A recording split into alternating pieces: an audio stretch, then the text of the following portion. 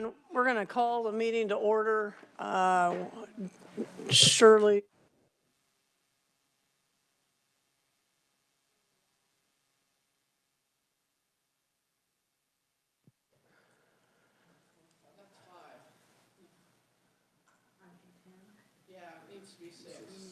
Okay, so we'll have to wait. I mean, does online count for voting in committee? it does if the chair allows. Well, there you go. So, all right, well, we'll get started. And first we have leases and surplus property. Paul Fernkoff from Lease Administrator for the Office of Facilities and Property Management from the Department of Administration. Welcome. Thank you. Good morning. Thanks for your time today. My first presentation is the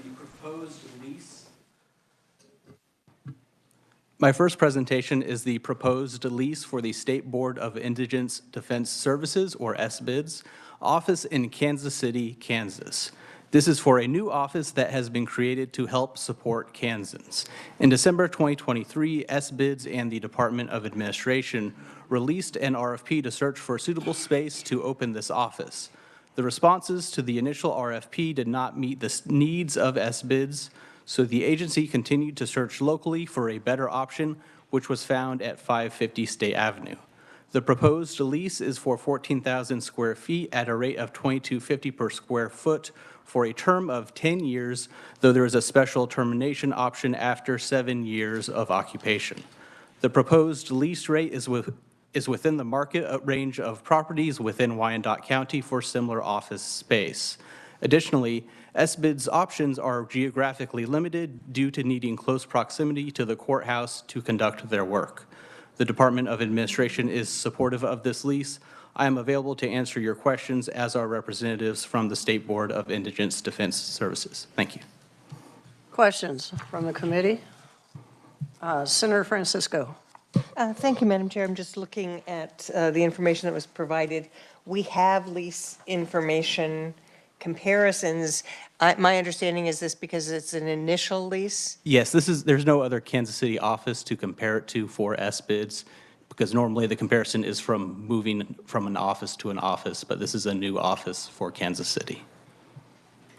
Senator Francisco. Thank you, Madam Chair. So this is not a problem now with the presentation, but I think it would help me to understand if we at least had the general information, so we knew if parking was included, if we knew, if the real estate taxes were included in the base. Yes. So there is some information on that comparison sheet. Right. That's not just the comparison. So that's just Yes, for help I'll in be the sure future. to include that for any future when there's a new office And I don't space. know that this has happened before, and I've been here 20 years, so.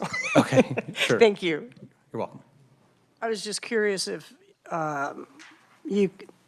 you did any market comparisons, even though you didn't receive. Well, we look at the rates of other state offices and compare that to what was offered here, and this is, it's within the range of what we already have as state offices within Wyandotte County. Okay. And then just curious, do you have any in Wichita? Of SBIDS? Yeah. I believe so, but I'm not offhand. Yes. Okay, thank you. Any other questions? Yes. Representative Sutton. Thank you, Madam Chair. All right, I just want to clarify here. We have comparison with other state offices that we have in Wyandotte. Do we have a comparison of what other independent companies, private companies are paying for leases in Wyandotte? Has there been any comparison of that? $26,000 a month seems a little steep to me. I'm wondering if private enterprise is paying the same per square foot. We primarily look at what other state leases have, since we have a comprehensive look at all the expenses for those offices. This is on the higher end of what is already in state offices, but it also is very limited in where it can be located due to the proximity to the courthouse. And there are just simply not very many options of space that's even available. And this was cheaper than some of the initial bids we received from the RFP. Okay, so what I gathered from that so far is that you didn't answer whether or not there was a comparison to private enterprise, but however, we can guess pretty strongly that we're getting ripped off statewide, not just your office. Is that right? Well, to answer the question clearly, there's not a comparison to private enterprises. Right. Right. All right, very good. All right, are there any other questions? I'm standing in for a moment. Any other questions? All right. I, for one, would like to see a comparison with private enterprise and see just exactly how badly the state's getting gouged by the property owners that are leasing space to us. Okay, I can be sure to put together that information and send it. Excellent, thank you. Anything else?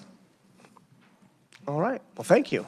Sure. You have another one? Yeah, I have additional. Oh, okay, very good. Oh, the Hutch office, yeah, I wasn't paying attention. Here we go, let's go. All right. My second presentation is for the proposed lease for the State Board of Indigenous Defense Services office in Hutchinson, Kansas. They have been at their previous location since November of 2012. The current facility is at capacity and cannot accommodate planned additional staff in the office. The new facility will better serve Kansas as it is set up as a professional office suite with more dedicated individual offices, a conference room, and reception area, while the current facility lacks these amenities. In April 2024, SBIDS and the Department of Administration released an RFP to search for suitable space to move this office. There were no responses to the RFP, so the agency continued to search locally for a better option, which was found at 129 West 2nd Avenue. The proposed lease is for 5,739 square feet at a rate of $12 per square foot for a term of 10 years with a 5-year renewal option at the same rate. The proposed lease rate is within market range of properties within Reno County for similar office space. Additionally, SBID's options are geographically limited due to the close proximity to the courthouse to conduct their work. The Department of Administration is supportive of this lease. I'm available to answer your questions as are representatives from SBIDS. Thank you. Committee, any questions? Yes, Senator Francisco. Thank you. At some times, we get information about the energy efficiency for leased space. Yes. Is that included? Do you have any information on that? It is not included on the lease comparison sheet. It is a requirement on the DA 46, the primary lease document, that an energy audit is submitted. There are certain exceptions based on how the Energy Star is created, so not every office has it. Sometimes if it doesn't meet a square foot threshold, it doesn't apply. And there are others where the way energy is supplied is as a campus, and so it's not able to be divided off as part of the information. But this one has the utilities, so this one would have had an energy audit submitted. Thank you. So previously, we've seen some of that information as part of the presentation. Okay. So I'm just asking, since we do require that, it seems this committee would want to make sure that that question was asked, and I don't see that in this or any of the other. Right. I did not provide that. I had not seen that on previous, because I've only been in this position for a year now. I had not seen that on any of the previous ones, but I can make adjustments so that we have that information. If there's any other information you want me to include on all future presentations for leases, I can certainly add any information. Thank you. So I would just appreciate if it is an issue where it's, part of an office building and it's harder to report that, just a statement on that would be helpful. But I think it's becoming increasingly important that we pay attention to energy efficiency. Right. So I, for one, would appreciate some information on that part of the description of the property. Okay. I'll make adjustments for future presentations.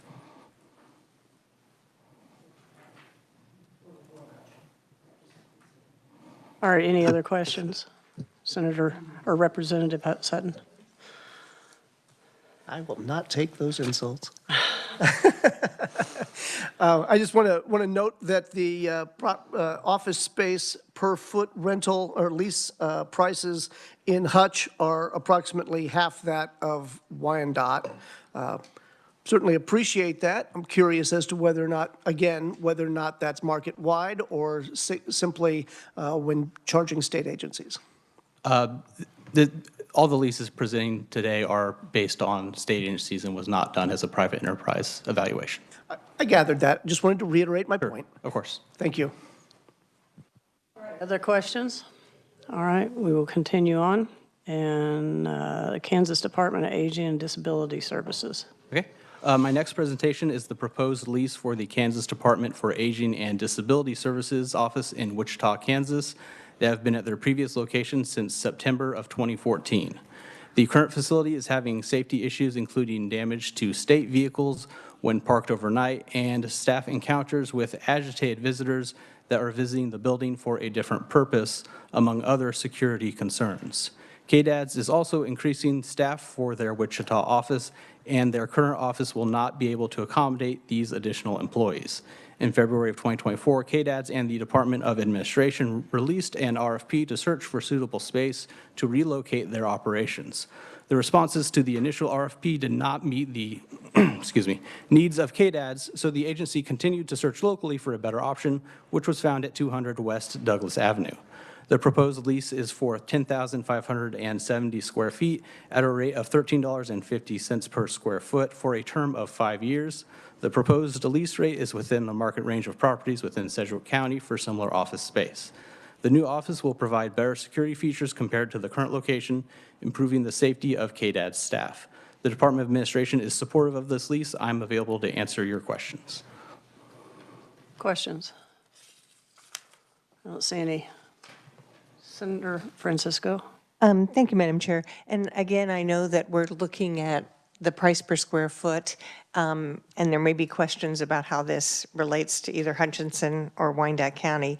And I do know that property taxes in Wyandotte County may be significantly more than they are in Hutchinson, and the utility costs may run more. So that's another reason that it would be good for this committee to know if those are included in the base or not, to think about those comparisons. So just a comment. Thank you. Thank you. Other questions? All right, we'll move on to Kansas State Fair surplus property. My final presentation today is I'm providing notice of the proposed sale of two properties known as 202 East 19th Avenue and 206 East 19th Avenue in Hutchinson, Kansas. These properties are owned by the Kansas State Fair, who purchased them with the intentions of purchasing additional adjacent properties to turn into additional parking for the State Fair grounds. With the rising costs of surrounding properties, they have decided to sell them instead of pursuing this plan. The Kansas State Fair sent a letter to the Secretary of Administration on May 5th, 2024, requesting that the property be declared surplus real estate pursuant to KSA 75-6609. The Secretary of Administration agreed the property was surplus real estate and sent a letter to the governor on May 13th, 2024, recommending the property be sold. On July 26, 2024, the governor agreed with the Secretary of Administration's recommendation and approved the Kansas State Fair to move forward with the proposed sale. The properties are two residential houses, with the property at 202 East 19th Avenue being approximately 1,100 square feet, and the property at 206 East 19th Avenue being approximately 1,000 square feet. The properties will be appraised and put up for sale separately in accordance with the procedures set forth in KSA 75-6609. I will provide updates on the property after it is appraised and a sale price is determined by auction. Questions? All right, I don't see any. Shirley, will we be coming back to vote on any of these? Okay, so we can just listen for now in case somebody shows up. All right, thank you. All right, thank you very much. Thank you. Yeah. Representative Sutton. I'm just going to boil on this over in my head. Thank you, Madam Chair. Sorry for the slow play there. I was kind of rolling around in my head. So when did we purchase these, when did the State Fair purchase these properties? The property at 202 was purchased in 2015, and the property at 206 was purchased in 2005. Okay, so we purchased them to be parking lots or extra parking for the state fair. Yes. 19 years ago, Yes. and they're still standing? They're still standing. In the interim, they have actually leased these to residents of Hutchinson as housing. State fair landlord. Interesting. Yes. Was that legislatively approved? Or are we just becoming landlords all over the state? This is the only instance Willy-nilly. I'm aware of, and I did not realize it until we were getting ready to declare it as surplus property. Yeah, I would certainly call it surplus property. I approve certainly of selling it. What I don't approve of is surreptitiously becoming landlords. That seems very bizarre to me. So I'm glad you're fixing it, I guess would be the sum total of that comment. Thank you. You're welcome. Other questions? All right, thank you. Thank you. Okay. I'm going to let Rep. Owsley get caught up, and then where we're at is you became our quorum, and so we finished the 9 o'clock portion, so if you want to browse through any of that, you can, and then we'll come back and make recommendations. At this time, we're going to turn our attention to change orders with Barbara Schelling, Deputy Director, Design, Construction, and Compliance, Office of Facilities and Property Management, Department of Administration. Good morning, welcome. Good morning, Senator. I have 3 change orders to present to you today. The first one is for the Topeka Correctional Facility Industrial Building Number 1. This project was bid this summer with a change order, or not change order, an alternate to delete the interior fit out. I think part of that was a funding concern, and we didn't have enough money for the whole thing. It was awarded with the alternate deducted out of it. This change order adds that alternate back into the contract, so there will be an interior fit out.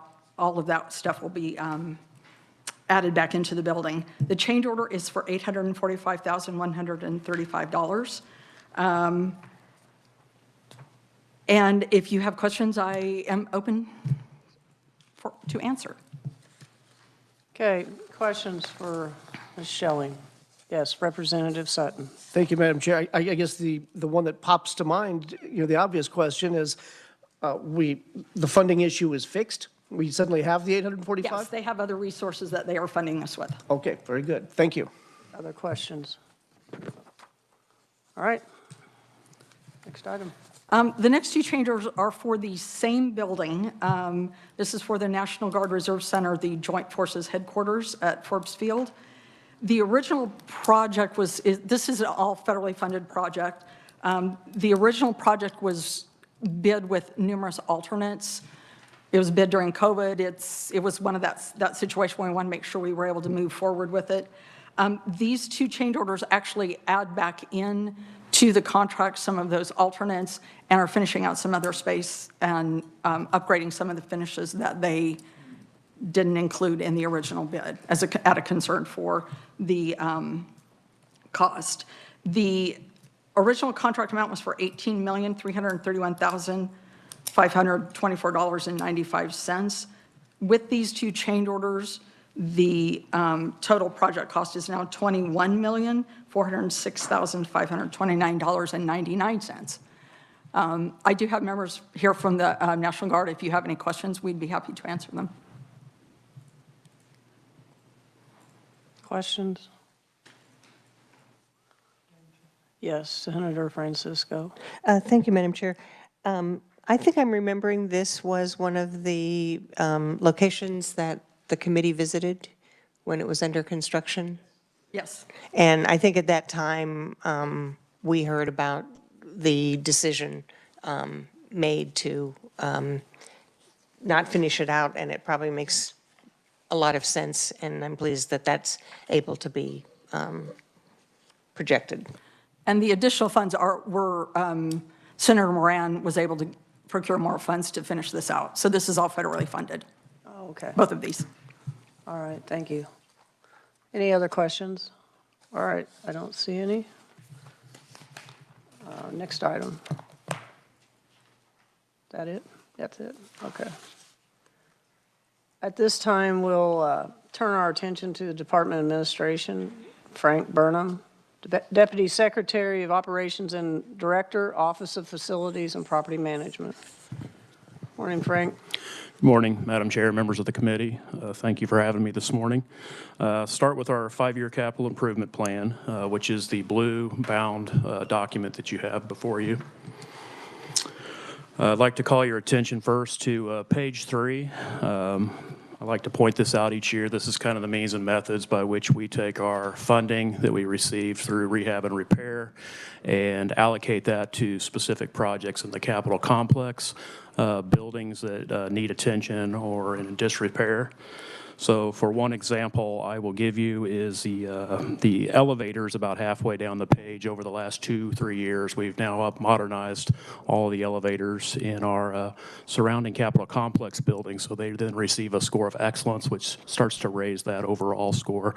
You will see, I'm sure you're as frustrated as I am with some of the issues here in the State House with our elevators, and we are currently working with our vendor to correct those, to lessen those instances this year. So. Another thing I'd point out on this report is we do not update that score until the project is actually complete. So for example, the Judicial Center, they're about 1/3 of the way down the page. The windows had received an unsatisfactory score. So this last year, actually this wrapped up about 30 days ago. We finally replaced all the windows in the Judicial Center, reglazed it. So that now includes Landon, Memorial Hall, and the Judicial Center have all received new energy-efficient windows over the last 3 to 5 years, again, using the rehab and repair funds. So this is a critical request that we fund that capital or that rehab and repair each year, and I just wanted to demonstrate some of the examples of recent successes. I was just curious, on the elevators here at the Capitol, when we did the renovation projects, did we change anything, or are we just still fixing the, other than the facade on the front? They were completely renovated. They were new elevators, but they're now 20 years, and so we are running into instances. So our manufacturer, we have replaced some of the head-end equipment, the electronics, to make it a little bit more easier for our vendors to work on. However, it seems like every time we update the elevators, they just don't have the robust. They're real sensitive, let's just put it that way. Every time a custodial cart or something hits one of those doors, it sets it into a safety mode, which then creates an out of order, which means we have to call a technician in.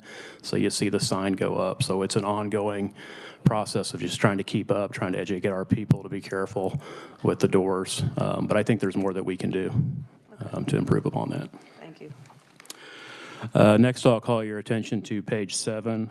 I provided some listed examples of how we will utilize our rehab and repair in this next fiscal year. Again, we've taken care of a lot of the windows. We were successful in using ARPA money to replace all the air handlers. So now we're focusing on life safety systems, fire alarms, improving our building automation systems. So those are our big things that we're working on this next year. Also, some of our electrical switchgear and infrastructure, for example, Landon, needs attention. So just try to provide a sampling there. What's not shown here, but also should be pointed out, is our rehab and repair money is used for our contractual services. So those are our vendors that come in and maintain our chemical systems, our piping, take care of those air handlers that we just put in to make sure that we're doing our best to maintain the longevity of those services.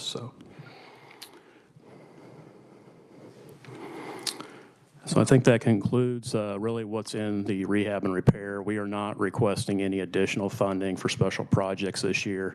In years past, we had requested for the print plant to have a re-roof, but again, we were successful in getting significant funding through the ARPA. So we're doing about $5.5 million of repairs currently to the print plant, and that included the roof. So that was a good shot in the arm. Is all your responsibility has to do with the campus? correct? This downtown campus of the administration buildings? In addition, right now, we still have the Forbes complex out there that we maintain for KDHE. Cedar Crest is our responsibility, as is the state print plant and surplus buildings. So that's what we call Capitol Complex under my supervision. Okay, so hospitals, all that, that's a whole different deal. Those go through the agencies, but our agency, our design, construction, and compliance, Ms. Schilling, is the one that oversees that. So we assist them with their planning, their estimating, and their architectural engineering services, as well as construction inspections through our department. So it looks like, at least the sampling list you have, it looks like you're doing preventative maintenance. And so we were just on the tour and saw some of our facilities, and there's not a lot of preventative maintenance going on. I mean, by the time we're seeing it, it's in a dire need. Yeah, I sympathize with that. We were in the same situation a few years ago. Again, I am very thankful that we received the shot in the arm through the ARPA fund. It allowed us to get years worth of air handlers done in a short period of time. We were literally purchasing these, we're stocking them in our warehouse, and we're installing them the minute we go from heating season to cooling season. And now it's our duty to do that rehab and repair and take care of that equipment, because these were 30-year-old pieces of machinery. At that point, there's not a lot of deferred maintenance you can do on them. You're just kind of holding them together. All right, thank you. Representative Sutton? Thank you, Madam Chair. One thing you mentioned, and I'm just, from an accounting standpoint, is this new that maintenance is coming out of repair, out of the repair budget? Is that new, or has that always been the case? It's always been the case. and I'm fine We with it have if it's not maintenance new. and rehab and repair, and then we have operation funds, so that's our rent funds. So that's taking care of custodial services, salaries, and so forth. We try to use rehab and repair for preventative maintenance and all those unforeseen incidents as they pop up through the year. Perfect. All right, thank you. Thank you, Madam Chair. Any other questions? Senator Francisco? Thank you, Madam Chair. So I've been hearing a lot about inflation. I'm sure you have too, and it certainly has hit the construction. So, Mr. Burnham, thank you for being here, and you've heard this from me before. Why are we asking or suggesting that the rehab and repair funding for the current year should not be increased for 2030? So, I always appreciate that question. My current charge is to spend all this federal money before the time runs out. So there's only so much I can get accomplished in a year, be it design services, installation, and disruptions to our buildings. So the foreseeable future, we believe the $5 million, since we got that initial influx and we've got this equipment replaced, should help us sustain that. Now, that said, we are bringing 2 additional buildings back online with the KDHE lab and docking. You do not anticipate or expect to have large expenses in those first few years, but as we get those buildings up and operated, I do think there will be a focus on adding those in to our overall request for rehab and repair for that preventative maintenance and those other items. All right, thank you. So I want to move on to something Senator Francisco touched on earlier. We're required pursuant to KAR 166-2 to report excessive energy use in our state-owned buildings. And frankly, that is something that has lapsed in the past few years during the COVID. We weren't requiring that. We weren't taxing the agencies with doing that additional work. But in 2023, Paul Fernkoff with our office assisted, and we did require that those agencies submit pursuant to that regulation. In response, we received reports on 601 buildings from 10 different agencies, so we actually got a pretty good response from our parties. Of those, 185 could not provide that energy report. Again, back to what Mr. Fernkoff was saying, that would include like some of the university buildings that run off a central utility plant. That would be like the Capitol Complex, where we're feeding our steam through our heat plant. So if you take those buildings out of the picture, it leaves 416 buildings. of which 90 of those buildings, or about 22%, were found to be below that threshold set by the Energy Star and Labs commissioning. So there's a lot of information that we receive, and so we're going to publish those reports on the Office of Facilities and Property Management website to make that available to the public or anybody, but that will give you the building, it'll give you the score, it'll give you more information. In some cases, these are metal buildings or cold storage buildings, so it's really hard to do an energy assessment when the doors are always open. So all that said, this is a requirement that we'll continue to do. As I've said in previous years in testimony, there isn't really anything that we can do as the Department of Administration to change or improve upon that, but this information could be helpful for those agencies as they come before you and ask for capital improvement projects, and they can port to those buildings that don't meet that criteria. San Francisco. Thank you, Mr. Chair. Thank you for that information. Is there a way that this committee could help in offering a better definition for which facilities we'd like to get these reports on, so that we're not asking somebody who's got, sand or salt storage Yeah. to provide that? Absolutely. I think we did something similar on the leases where we determined that a cell tower lease on land isn't something that really needs an energy audit. So I do think these are things that need to be opened up and looked at as to what makes sense so that they can focus, because this is a tremendous amount of work for someone like KDOT with multiple buildings, or the universities requires additional engineering services to enter this information. So I think narrowing that scope might be a really positive way to make this a useful tool moving forward. Thank you. So how might we get that started? I'm going to probably need to go back and talk with the secretary, and I'll talk with our PIO and see if we can't make some recommendations to the office on maybe how to move forward that. I think that would be a great idea, and then maybe work with Shirley about how you might bring that before this committee sometime next year for them to take a look at that. Okay, I can do that. All right, thank you. All right. You got more? I think I'm up next for KDHE, the lab. So. Oh, you are. Okay. All right. Next we have Kansas Department of Health and Environment, Frank Burnham, Deputy Secretary of Operations and Director, Office of Facilities and Property Management, Department of Administration. So thank you again for having me here to report on this building. This is a very exciting time as we're about 30 days from receiving the keys to the house and starting the process of the move. So brief history: in 2021, both the legislative approved we move forward on the construction of the new KDHE Health Laboratory. The location is just across the parking lot from us here. That was a 50-50 split between federal funds through ARPA and SGF. I again report we're about 30 days. We're at substantial completion currently, and we're going through a commissioning process of all the machines and the equipment, making sure our staff's trained and we learn everything about it, and finishing up the security in the site. I anticipate that we will see the agency start moving sometime in mid-December, and that is scheduled to probably wrap up around mid-February, again, depending upon the weather and the things, just things that beyond our control.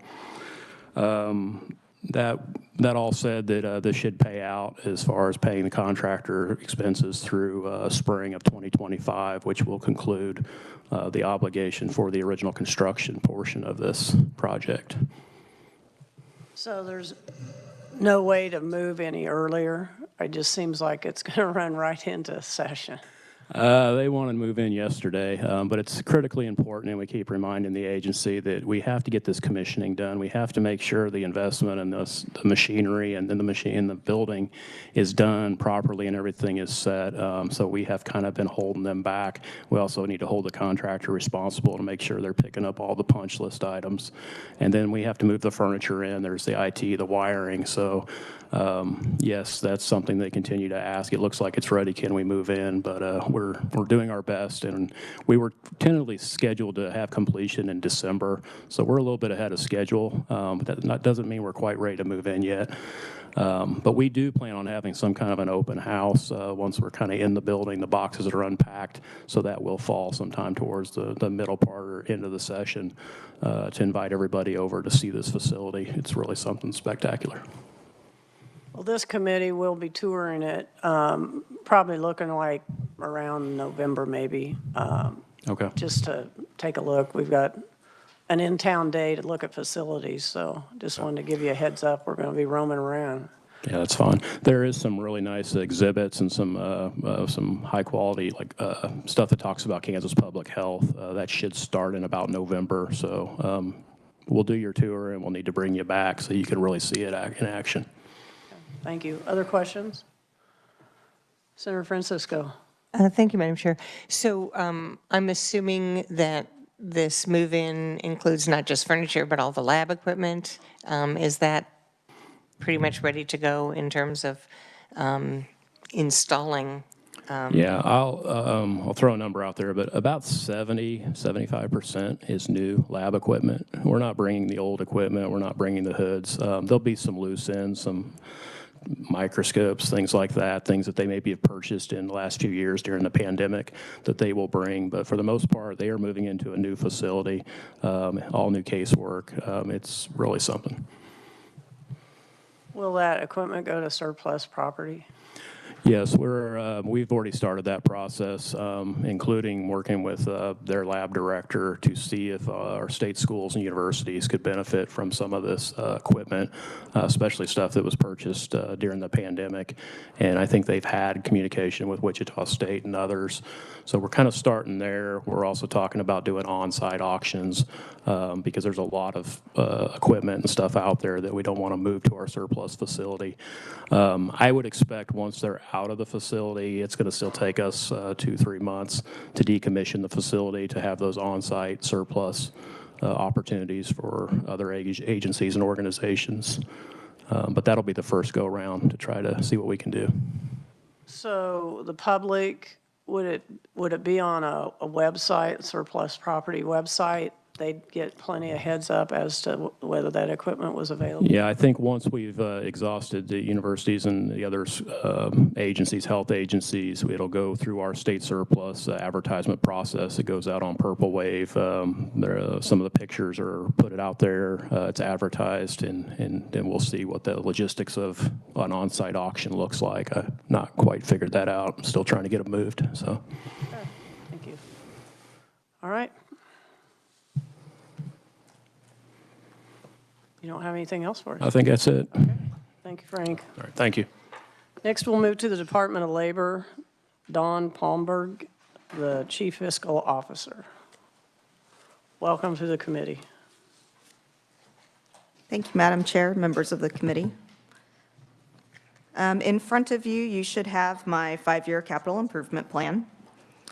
This year, I did a lot of research because, outside of taking care of my home, which my husband does mostly, I have not a lot of knowledge about this kind of stuff and how long things should last. So I did a lot of research, and you'll see there's lots of projects over the 5 years. And so I'm still learning, what projects should be together. This year, we're working on renovating the first floor of our main building to create a better space for staff there. And with that, we're also replacing the AC units outside. And those kind of go hand in hand because as you renovate, of course, it changes walls and things, which changes all the airflow. So the one thing that we are asking for this year is I've got an enhancement package in my budget request to request some additional state general fund and an increase of our appropriation for work comp because the AC and VAV units came in a lot higher than we anticipated. And that'll equate to $267,000 of additional state general fund money as a one-time request, and that is in my budget. So over the next several years, you'll see routine things, a lot of preventative maintenance, replacement of things. We've also started, I believe we've been told we're the first agency to start implementing a module within ServiceNow that will help us track all of the maintenance and replacements and repairs of all of our systems within our buildings. So that should help us get a better handle on everything that needs to be done. And with that, I can stand for questions. Questions?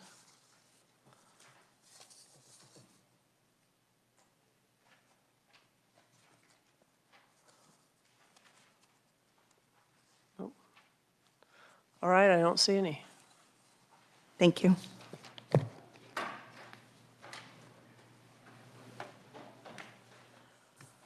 All right, committee, we're going to back up a little bit and make, oh, Shirley just left, but I believe it's recommendations.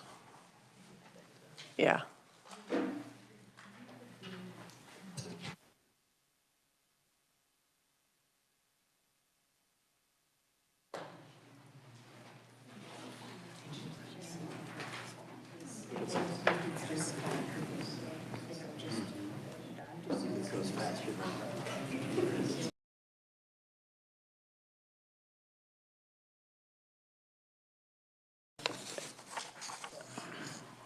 When I have your attention, we're going to take the lease and surplus property, and if you have recommendations, you need to make them now, and then if there's no recommendations, we're just going to move on to the next one.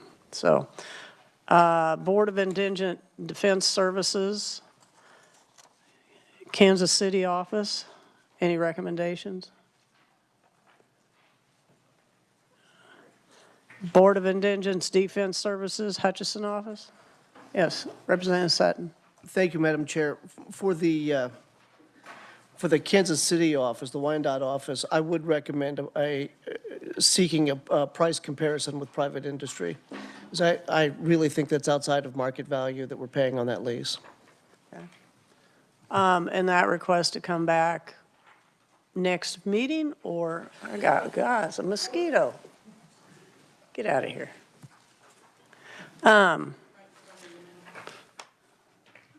Maybe it's a fairy.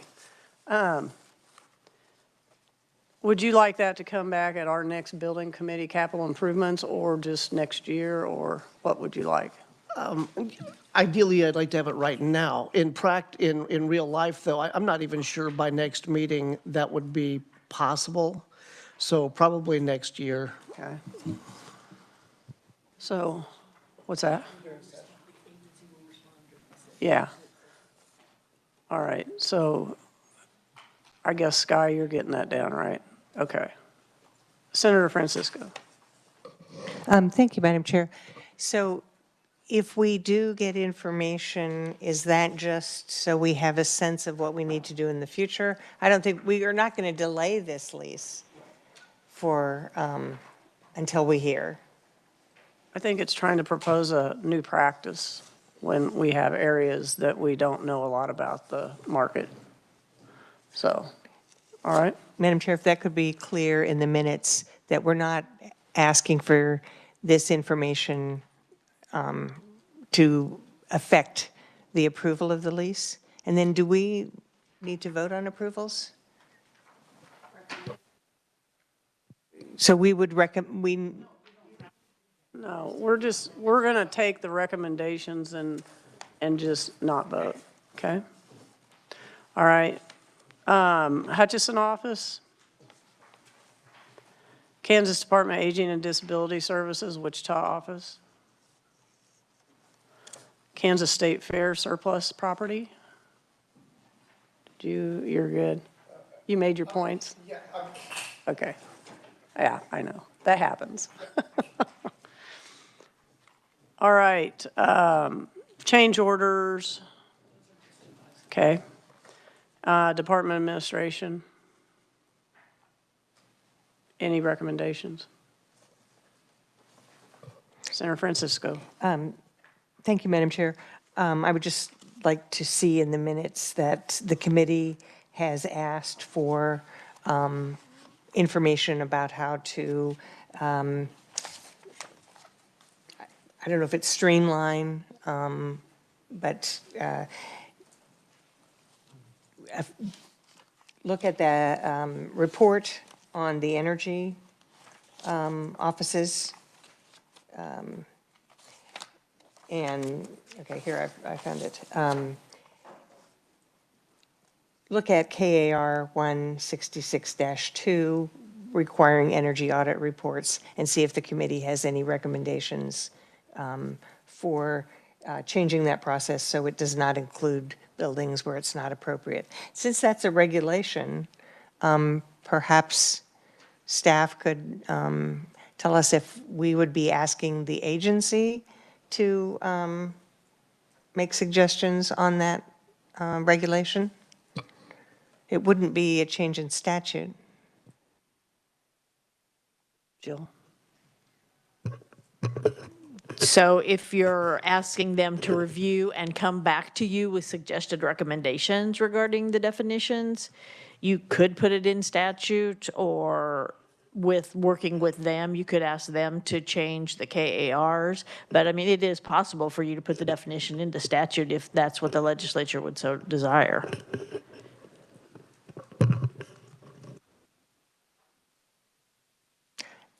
I don't, I think we should start with a recommendation to the committee, that's fine. okay? But And then- just have and the- see where it goes from there. Yeah, and ask that we have a recommendation, or that's Yeah, one of our so- requests.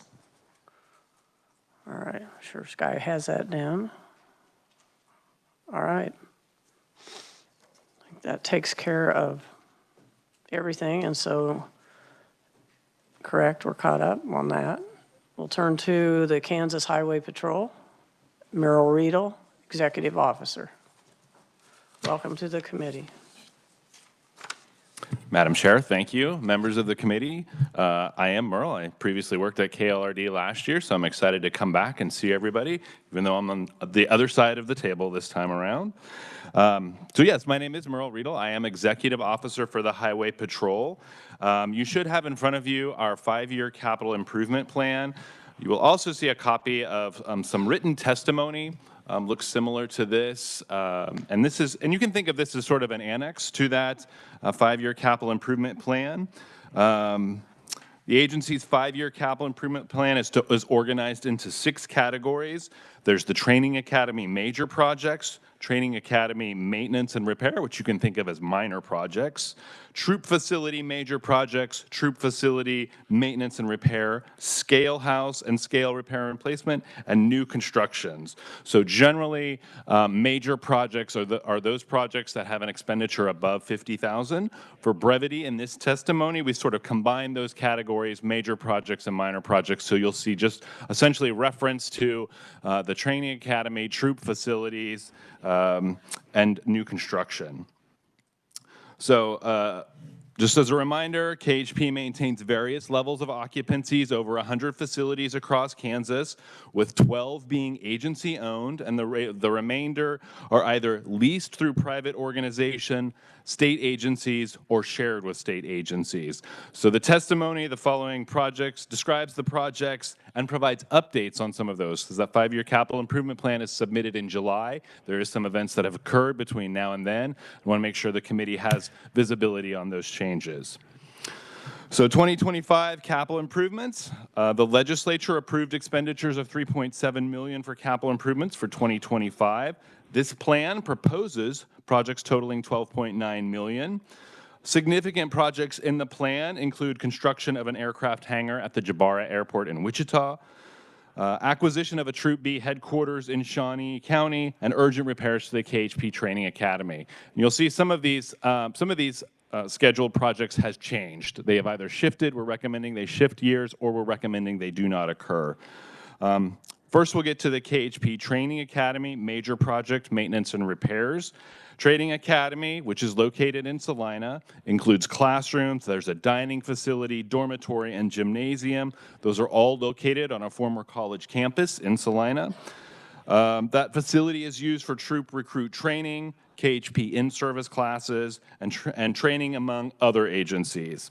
So due to the age and size of the complex, it's typically a pretty significant piece of our capital improvements request.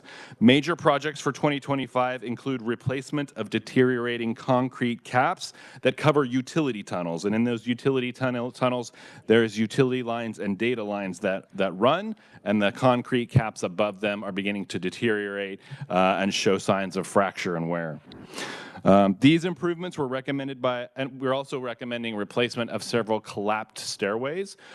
Towards the end of that testimony, you can see some photographs of these collapsed stairways. These improvements were recommended in a 2020 engineering study, and we consider them rather urgent as they propose some safety concerns for staff, members of the public, and users of that facility as they're walking on the grounds. We'll then move to the troop facilities, major projects, maintenance, and repair. Again, troop facilities include leased or owned structures at various KHP locations. And these might include troop headquarters, VIN inspection stations, or motor carrier inspection, or they would include troop headquarters or VIN inspection stations. The major projects for 2025 is repairs to paved parking lots at the Fleet Maintenance Building in Topeka and the Troop T aircraft facility. Those are both located at Billard Airport in Topeka.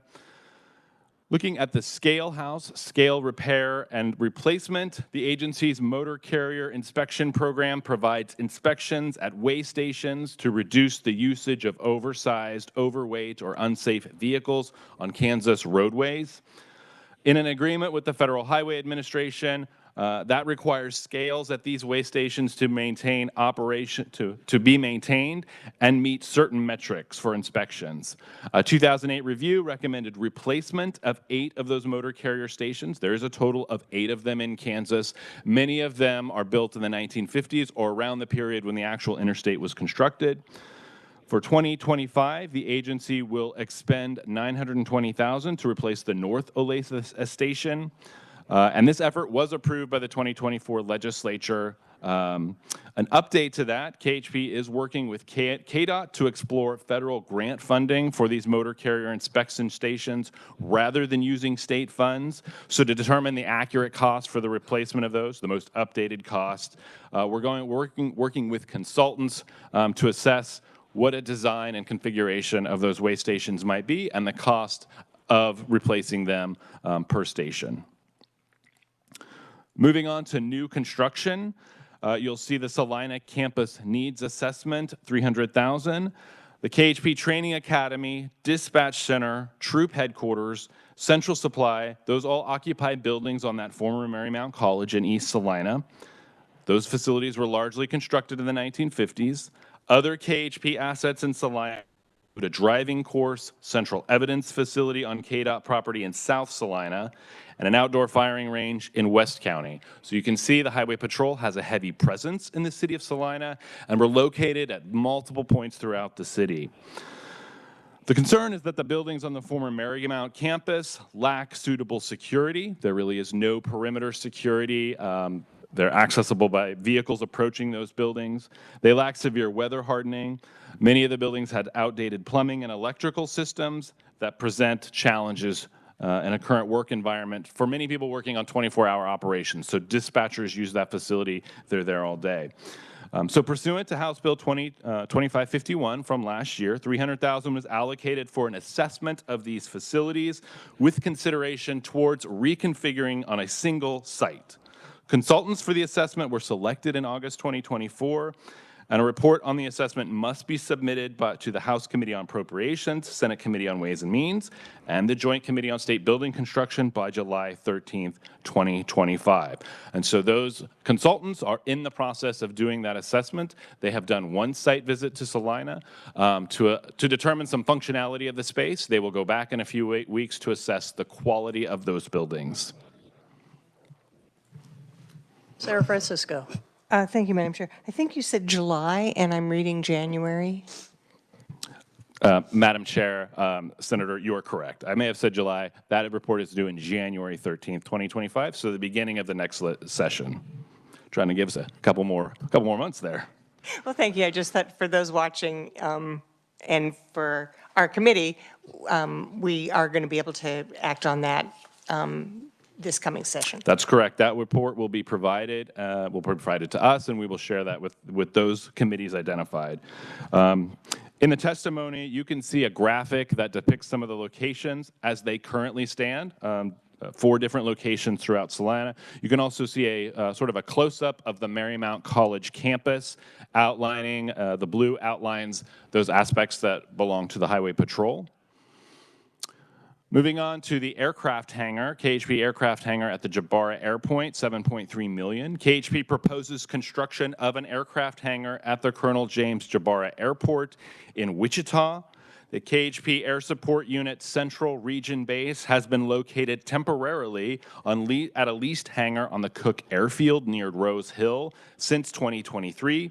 The Cook Airfield, which is a private airport currently listed for sale, does not meet KHP's long-term needs. We have been in preliminary discussions with the Wichita Airport Authority that indicates construction of a new hangar on leased property is necessary at the Jabara Airport, as there are all existing airport hangars are occupied. So the Jabara Airport offers a couple advantages that we do not currently have at the Cook Airfield. It provides immediate access to highways and main thoroughfares in the Wichita and Sedgwick County area. It gives us proximity to KHP facilities in Wichita Police and Sedgwick County public safety entities. The runway length and facilities allow for the growth in the number and types of aircraft. That's not, we currently have a shorter runway at the Cook Airfield. Fuel types that accommodate all KHP aircrafts. That's one challenge with the Cook Airfield is they do not have all types of suitable fuel. The Jabara Airport also offers integrated perimeter security with fencing and controlled access. So engineering estimates put that cost of the hangar at $7.3 million. That includes infrastructure build-out, constructions, and soft costs such as design and permitting. Financing options would include a one-time appropriation of $7.3 million, or this could be financed through debt service through a 10-year period with a total cost of $8.8 million, which would include interest. On the testimony, you'll see a graphic that represents the location of those airfields. To the lower right is the Cook Airfield. That is our current site. That is a temporary site. You see that is in a rather rural area, a little distant from some main highways. To the north of that graphic, you will see the Jabara Airport, which sits more centrally located in the city of Wichita itself, provides access to the highways and main thoroughfares and proximity to other public safety agencies. Just an update based on a discussion with the Wichita Airport Authority. This project will likely be requested for FY 2026 rather than FY 2025. FY 2025 is what's indicated on the 5-year plan, so this would be a change from that 5-year plan is to pursue that project in 2026. The agency is exploring grant funding opportunities for portions of this project. However, often those grant programs really ask that the state provide some demonstration of support for this project. Moving on to the Troop B headquarters, $2.8 million. KHP was considering the purchase of a Troop B headquarters facility near Highway 24 in Shawnee County for 2025. That facility was first leased in 2010, houses offices for Troop B, which is responsible for traffic and highway law enforcement among 12 counties in northeast Kansas. That facility is somewhat unique in that it includes 4 large warehouses on the property that can be used to store evidence and seize material, also provides space for in-depth vehicle searches. The lease on that expires in 2025. Should the agency renew the lease to 2023, it estimates total rent expenditures of $3.5 million. Doesn't include the escalator charges and insurance. The agency was considering purchasing the property for $2.8 million, which was the appraised value. You'll see under update in September 2024, we did check with the property owner to determine what a purchase price would be. The owner offered a price of $4.5 million if purchased by the end of December 2024. Because the offered price was significantly more than the appraised value, the agency will not pursue purchase of the property at this time and will instead renew the existing lease. And that's 2025, Madam Chair. I can proceed on to 2026, or I can pause for a moment for questions. Any questions at this time? Please continue. All right, moving on to 2026, you'll see under KHP Training Academy, major projects. These major projects in 2026 through 2023, they include replacement of lighting with LED fixtures in the gymnasium and dormitory, installation of a security system that integrates building access and video surveillance, replacement of asbestos flooring in the dormitory, HVAC system upgrades in the gymnasium, and installation of energy-efficient windows. However, I would note the scope of these projects is contingent on the outcomes of that Salina Needs a Campus. So we know that we have to plan for building space as we currently know it. So we have to plan for doing these repairs. It's possible that needs assessment may recommend a different move, and we may need to reconsider some of these. Troop facilities, major projects. Major projects for 2026 through 2030 includes installation of energy-efficient windows at Troop C in Salina, as well as integrating security access features, and includes replacement of air conditioning unit at the Fleet Maintenance Building in Topeka. Looking at scale houses, replacement and repair, $6.1 million for 2026 through 2030. That averages $1.2 million annually. That really largely includes that $920,000 to do a replacement of scale houses, replacing one scale house per year for a period of 8 years, and that's primarily the expenditures for the scale house each year is those replacement. Moving on to new construction, these are an update on some planning efforts that we've been looking at. You'll see the central dispatch facility in Salina. The agency is considering plans to address the deteriorating conditions of the KHP Communication Center, which includes central dispatch in Salina. Dispatch services are currently located in the basement of Troop C headquarters on that former college campus.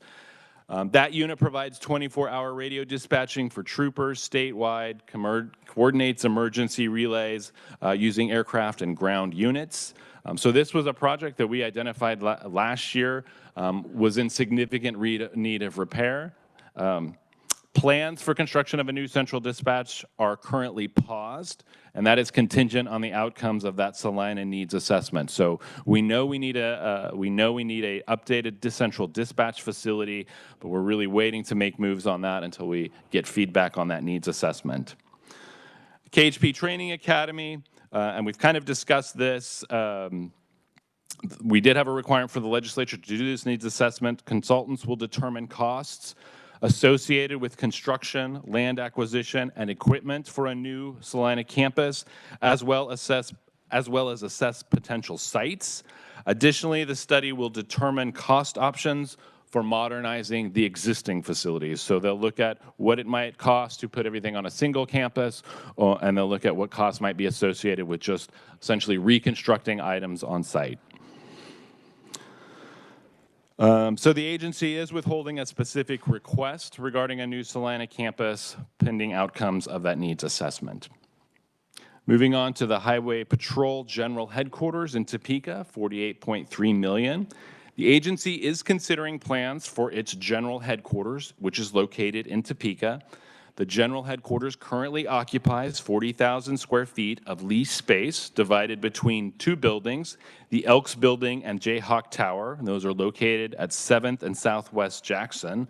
The leases on that space expires in 2028, which is really why we are beginning to look at other options, because the lease expiring always affords an agency an opportunity to look at whether the space suits them or there is other options. The Elks Building houses the Executive Command, public and governmental affairs, legal counsel, information technology. The adjacent Jayhawk Tower houses several administrative offices. That's a staff of over 106 employees that work from offices in various configuration on multiple floors among 2 buildings, which presents some challenges for efficient operational practices. Current location is also poorly suited for certain force protection measures, such as standoff distance from public parking. And there's actually a picture included in your testimony. In that picture, you'll see the Elks building towards the lower left. That's where the executive staff, that building comes right up to the sidewalk, right up to parking, so there is no sort of standoff distance from anyone who may be parking in front of the building. There is also limited secure parking for law enforcement vehicles.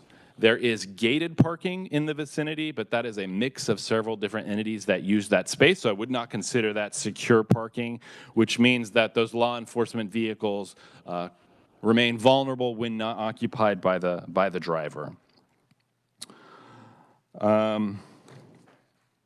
Just an update on this process, KHB has engaged consultants to assess the physical, operational, and security needs for the general headquarters for the next 25 years and beyond, and review potential site locations.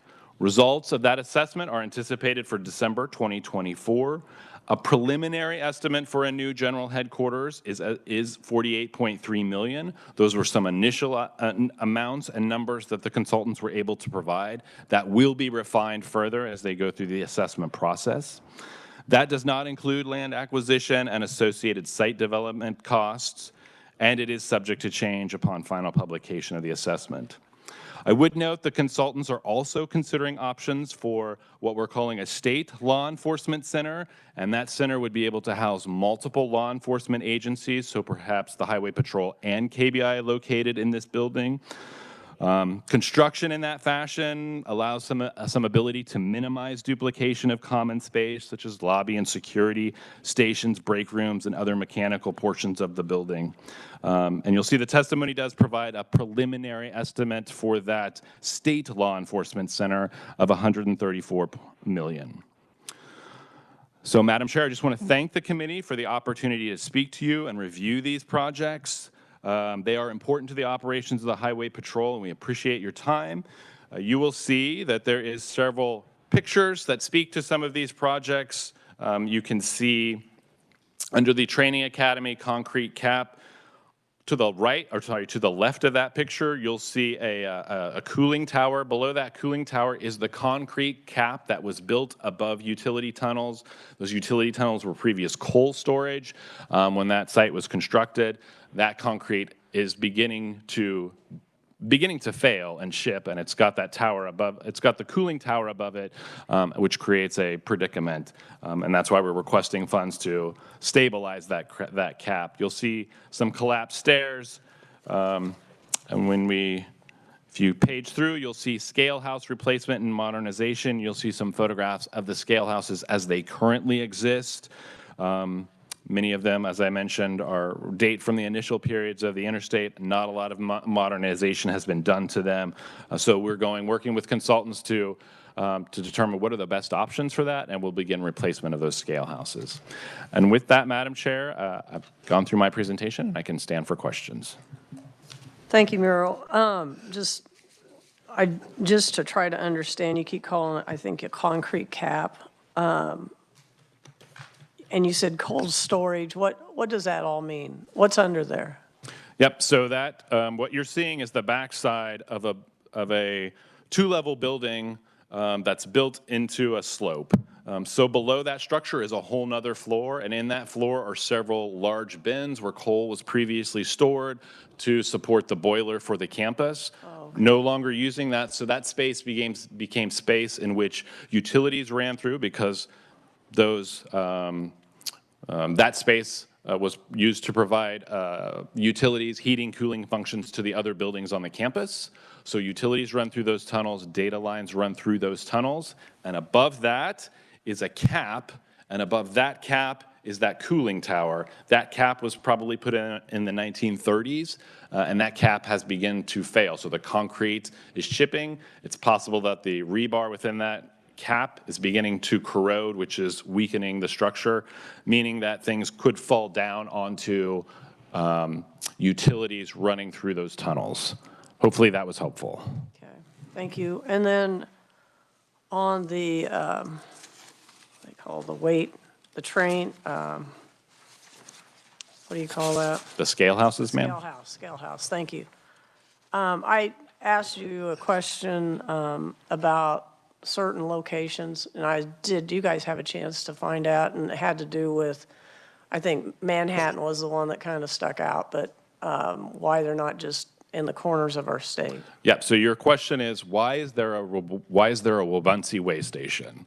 There's a way station that sits in Wabunsee County, which is sort of in the middle of the state. Typically, those way stations are located at major thoroughfares at ports of entry to the state.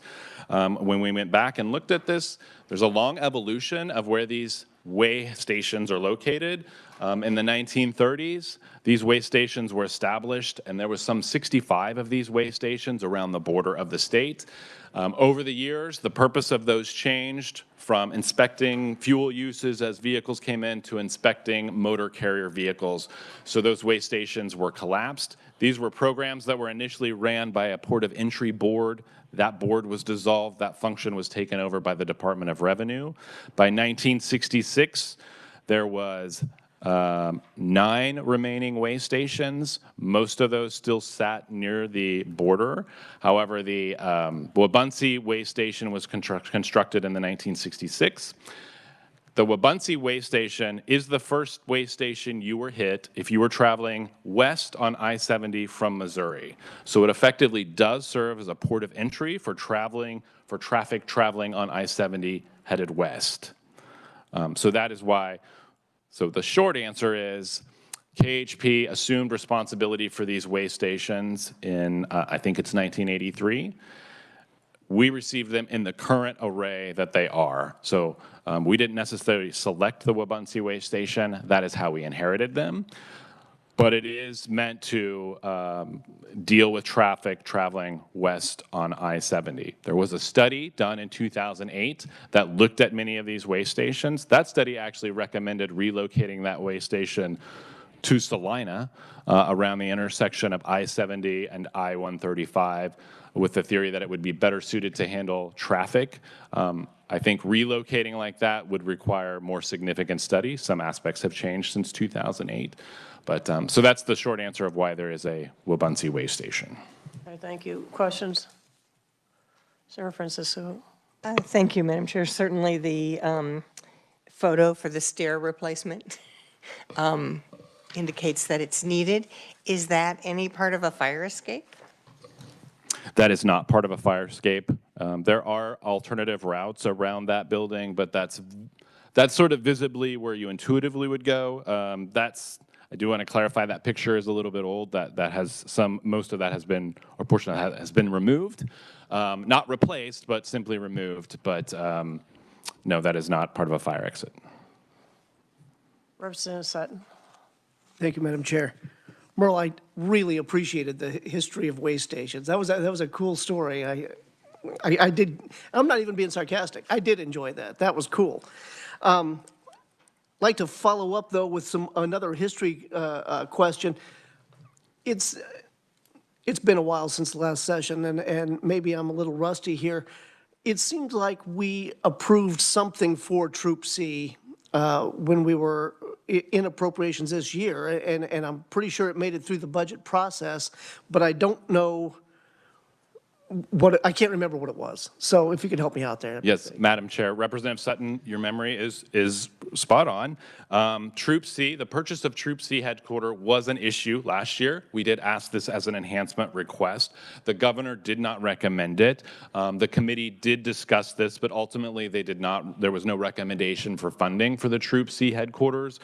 We thought it was significant, so we were thinking about requesting this as an enhancement again this year. However, when we reached out out to the owner. It's a new owner that acquired that property. It was one owner last year when we brought this as an enhancement request. That property transitioned to a different owner. We reached out to that different owner to determine the purchase cost. It was $4.5 million, which was more than what we had initially thought it was going to be. So at this point, because of that, we're not considering purchase of that facility. We would continue to lease it. And if I'm recalling correctly, though, that was a really upside down deal as far as the lease was concerned, that there was a lot more expensive long-term. Am I misremembering this? Well, you're correct. I mean, we know that for the next, I want to say for the next,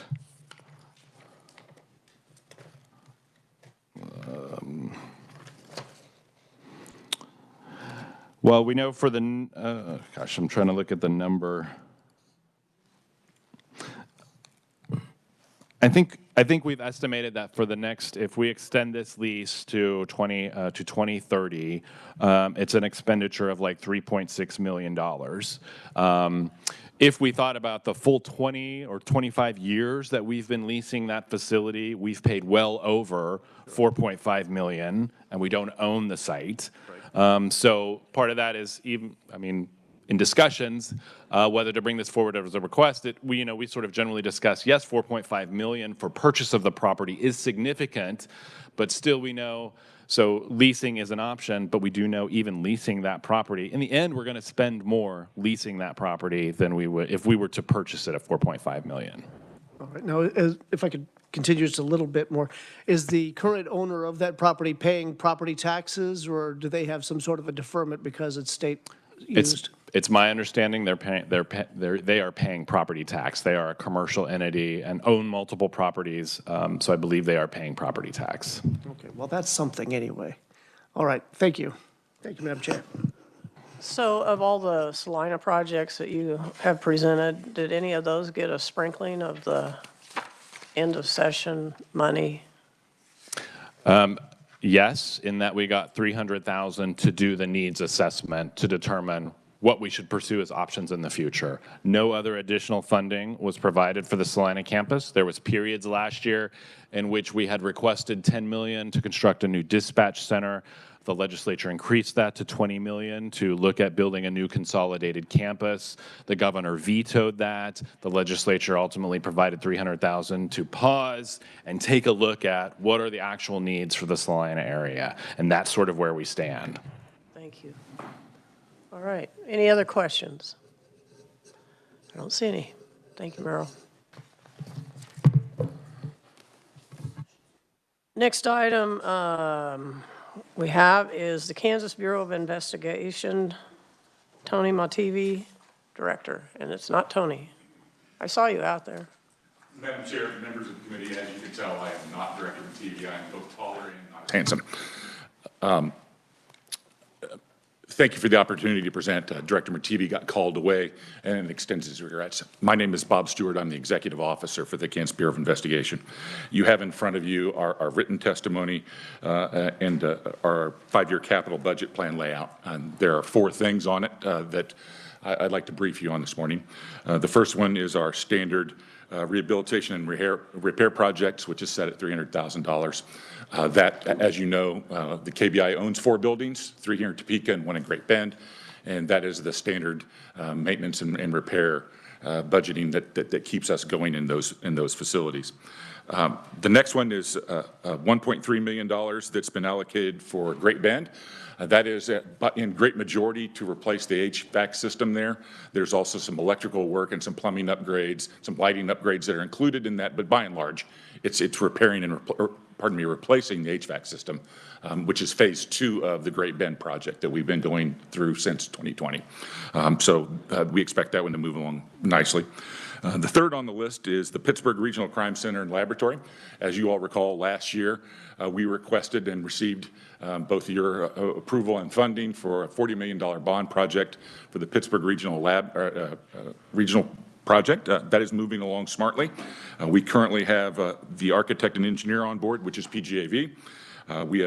We requested and received authority to use the construction manager at risk process for the construction of it.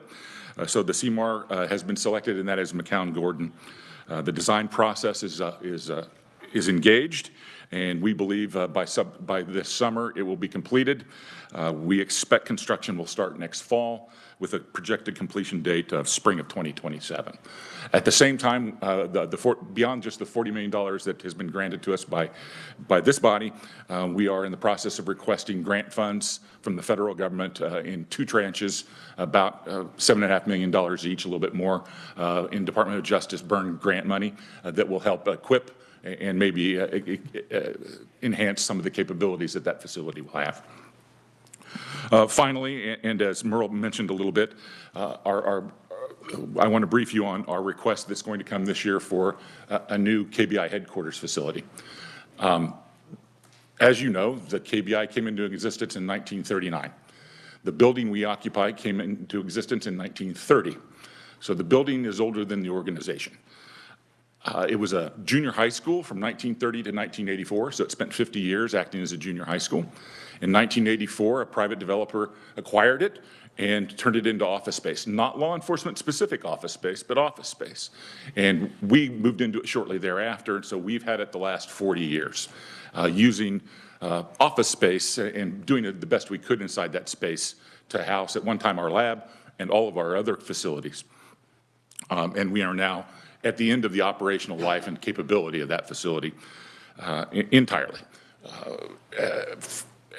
At the soup and nuts level, there's many things wrong. One example that I could give you personally is that the parking garage is crumbling. To fix it would require another $500,000. The vehicle I drive, I park inside, and occasionally I have to sweep concrete dust and dirt off of the vehicle as the roof of the parking garage is starting to come down. The building, the main building, doesn't have a fire suppression system. The building in many areas is not ADA compliant. The building, to Senator Franco's questions about environmental impact and green building capabilities, is certainly not a green building, having last been overhauled in 1984.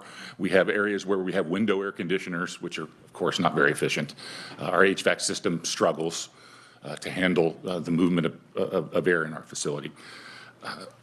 We also have no capability to have enhanced security.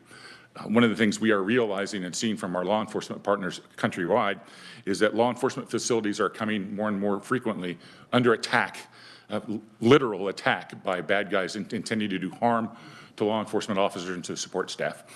We don't have much capability to do much about it where we at. As you know, we have a main building and an annex building with an alley, with a public access alleyway that runs between them. We have a number of support employees that aren't capable of defending themselves like our law enforcement officers are.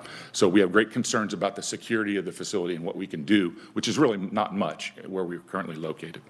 For that reason, we have undergone both a complete planning process of all of our operations, but also we're having looked at what our current facility needs are, space requirements and that sort of thing.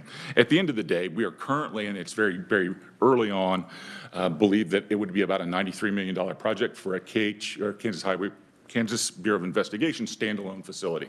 As Merle mentioned, we are also in the initial process of thinking about and reporting to you the idea of a joint headquarters, which, as Merle mentioned, would save some level of money if we can share space in terms of all of the air handling systems, the security systems, the parking lot, all those sorts of things.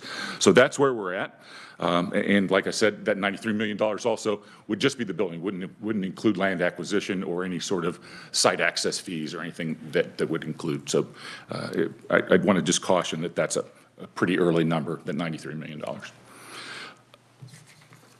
With that, those are our 4 areas of that are listed on the capital budget plan, and I'll stand for questions if you have them.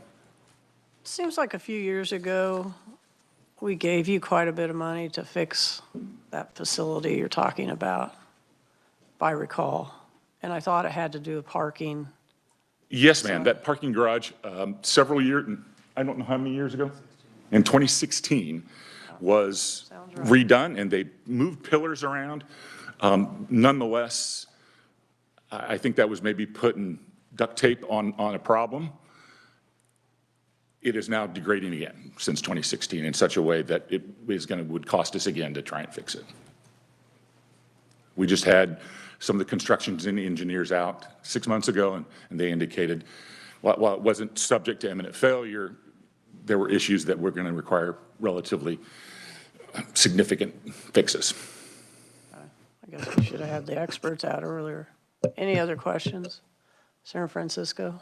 Thank you, Madam Chair. Just so I'm clear, when you talked about the headquarters in the former school building, and a developer had done that, do you own this? Does the department own it at this point? Yes, ma'am, we own that facility. We own that facility, the main headquarters, the old junior high school building, and what we call the annex building, which is where the school playground used to be. It used to be an insurance building right there at the corner of 17th and Kansas, or 17th and Topeka, sorry. Do you have any idea if this facility could be used by someone else if it's sold? We would suspect the annex building would. It's a little bit newer and a little bit more, capable of being used for a business that would come in. We're still trying to determine the feasibility of whether that building has any value when we leave it, the main building that was built in 1930. It would require substantial work, I believe. Okay, other questions? All right, don't see any, thank you. Thank you, ma'am. Before we proceed on, we are running way ahead of the schedule. So we could either have a very long lunch break, which I have to be on a Zoom, so I mean, I wouldn't mind maybe 11:45 or something. But my question, I think, is to Shirley, the Board of Regents. Would anybody be ready to go this morning? Okay. All right, thank you. Let's move on now to the Adjutant General Department. Michael Leota, Deputy Director, Construction and Facilities Management Office. Welcome. Thank you, Madam Chair. Good morning, committee. Before you should have a PowerPoint that will kind of take you through the highlights of our capital improvement plan. So the first slide there is the rehab and repair. Basically, last year we did about 11,281 maintenance work orders. That's fairly standard stuff. We expect around the same number this year. Most of our facilities were built in the 1950s. We do have some newer ones. And we have our maintenance set up into 4 regional areas, and those are all listed below. We have about 3 million square feet, just short of 3 million square feet, around 200 buildings. And so that's kind of where our rehab and repair dollars go. The next slide is what we have contracted early in '25 to get completed. These are just some of the projects that we were doing at some of our facilities and where some of that state dollar went. The biggest one on there is at Tremblay White. That's a reserve center that we got from the Army Reserves. They moved out of that into a facility in Tonganoxie, and we were able to secure that facility, which is a little bit newer than our traditional armories, but we got it for free, which was a value to us. So.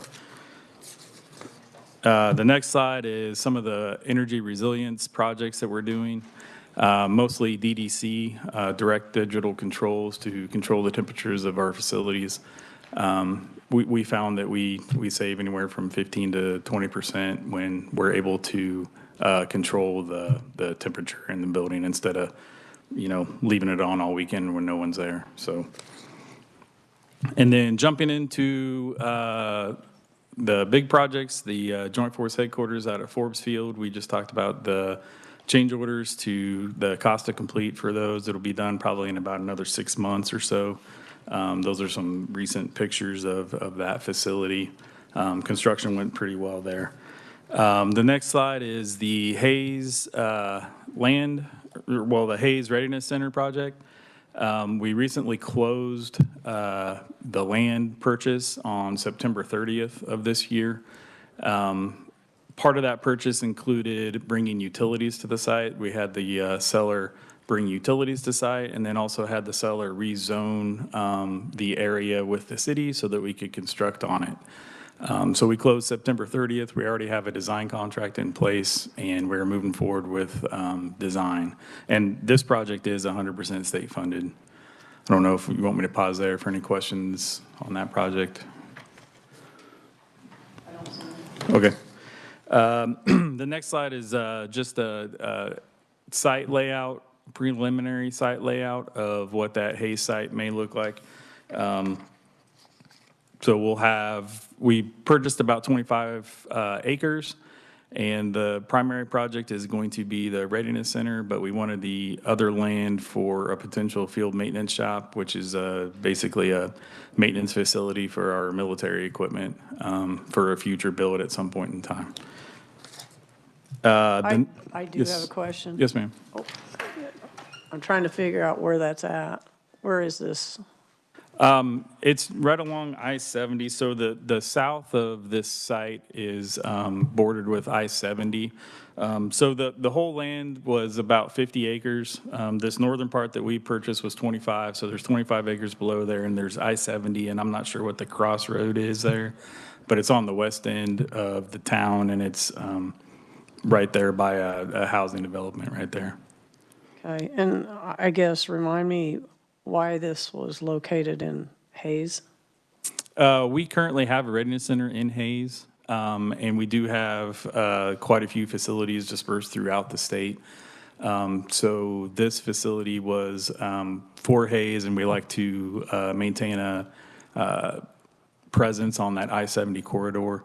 It's a maintenance truck company that is there that will move into this facility. This facility will also house a STAR-based program, which is an education program that is supported by DOD.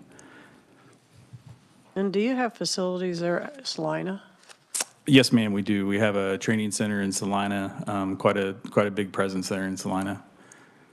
And so what's different What's the difference? between this? Because you've got a readiness center and then the other's a training center and. Yes, ma'am. So the Readiness Center, so the state, so on the Army side, we have just less than, I think, around 5,000 soldiers.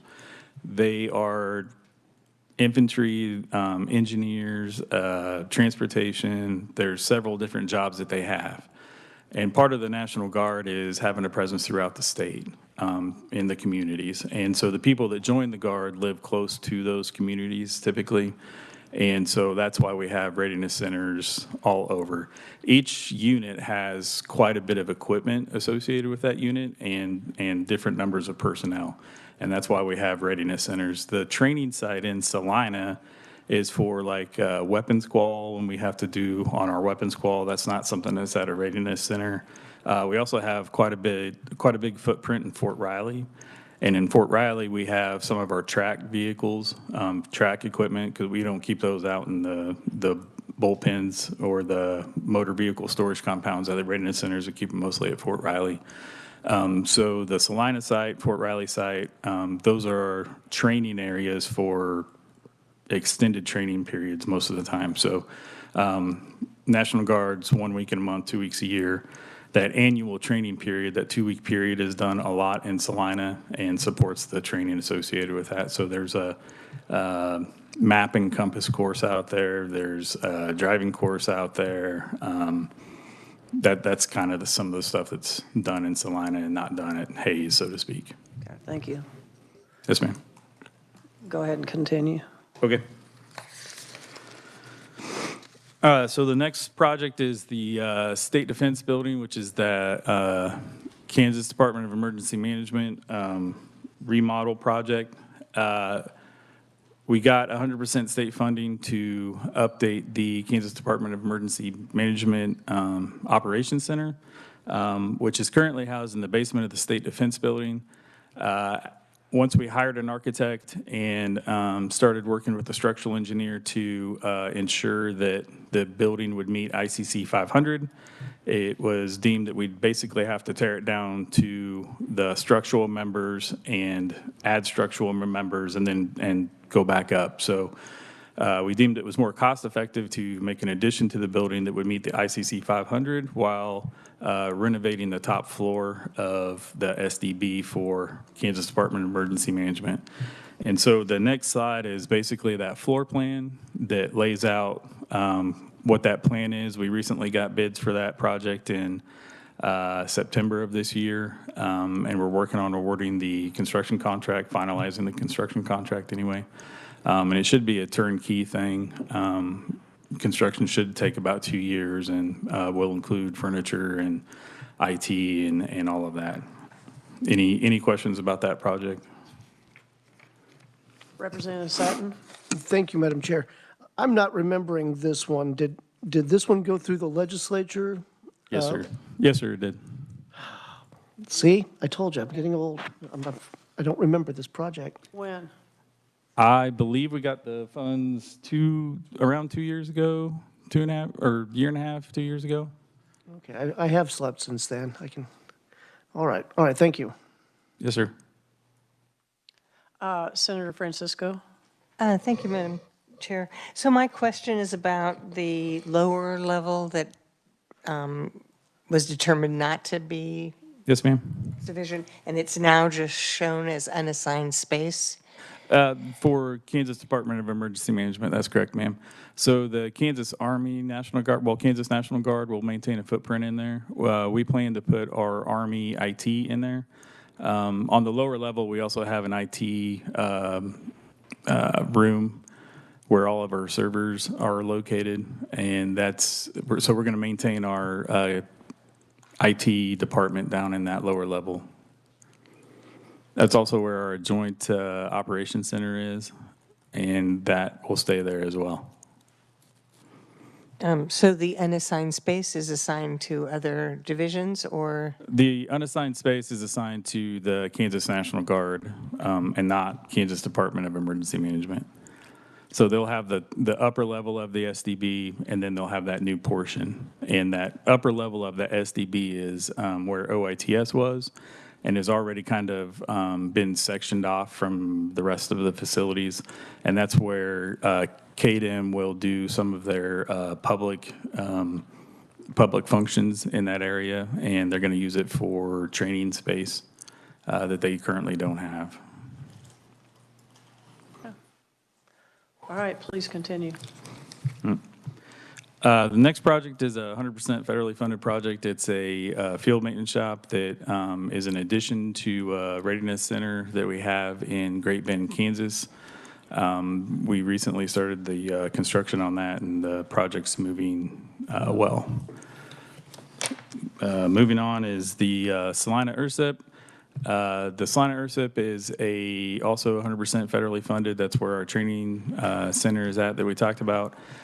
This particular project is a solar array that will support the electrical needs of the barracks that we have out there.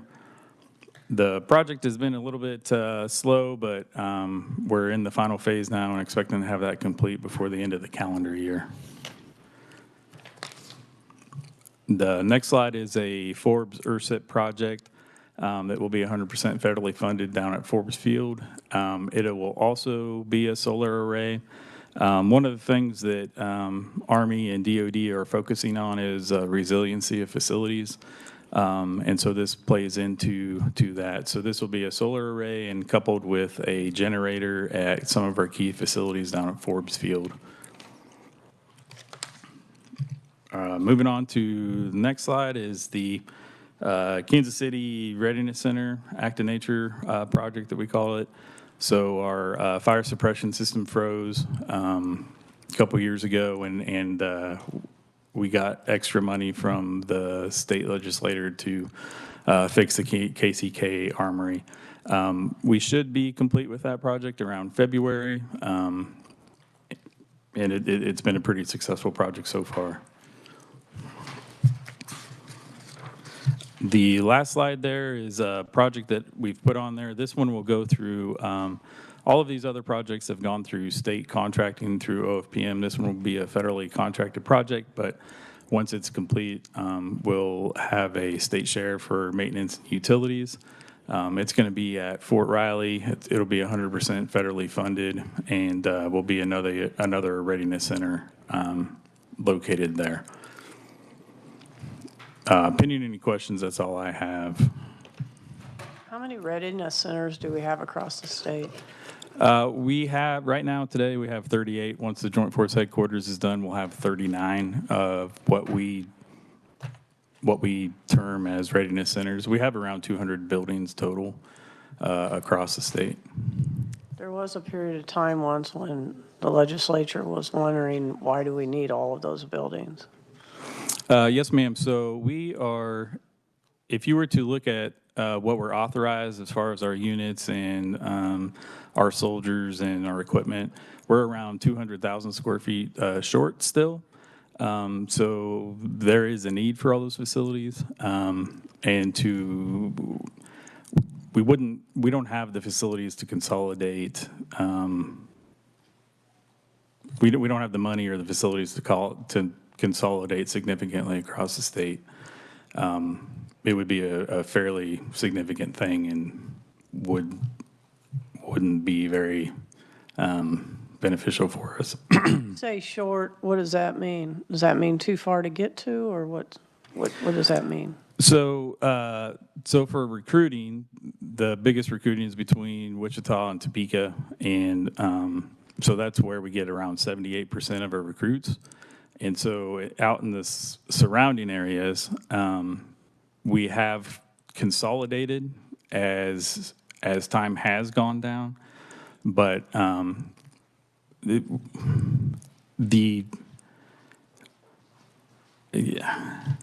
I'm not sure. I guess what's your, why do we need so many? Yeah, why do we need so many?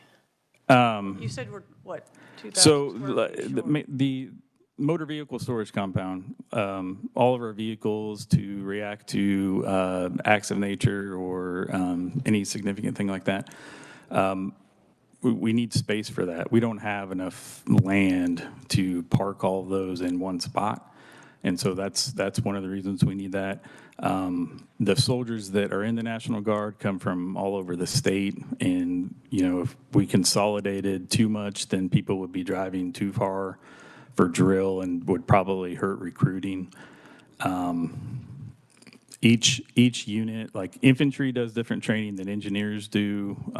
The IT soldiers do different training than the transportation guys do.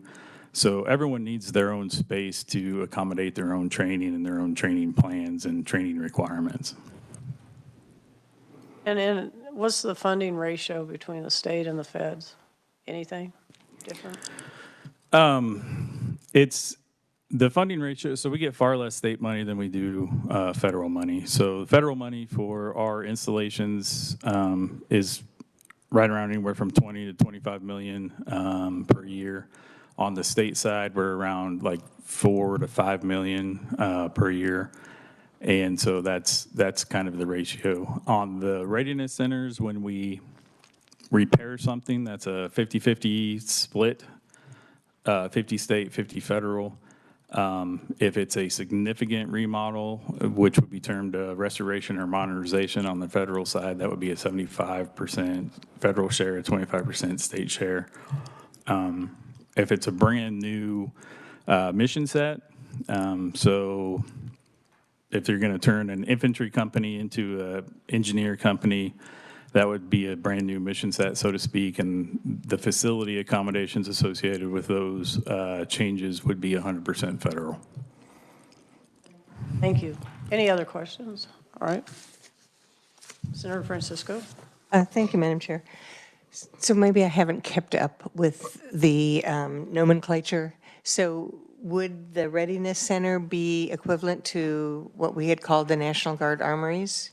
Yes, ma'am. Thank you. Other questions? All right. That's it? Thank you. Thank you. All right, now we will move on to the Kansas State Fair. Brian Schultz, General Manager, and he'll join us on WebEx.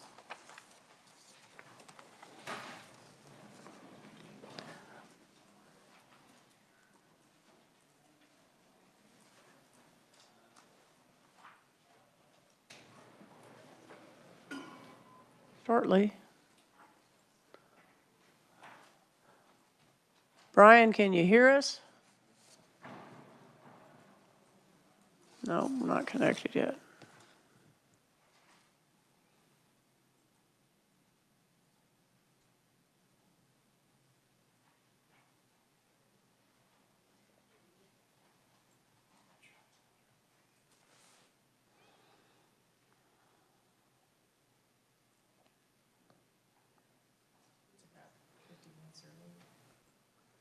Well, has staff been keeping them notified? Yeah. I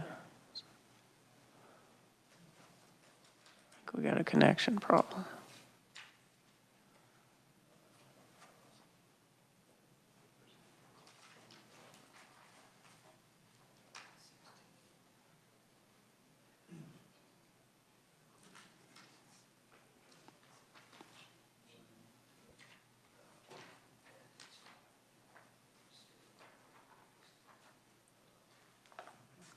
Pass out the universities. Chad's here to start with. Okay.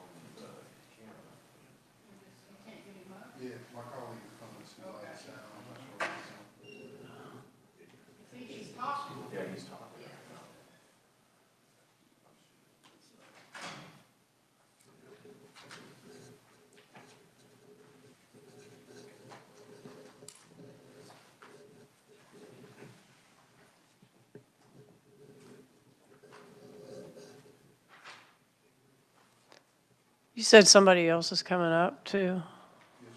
Okay. Why don't let's just move on to the next one. Oh, well, wait, here we are. Give it a couple more minutes.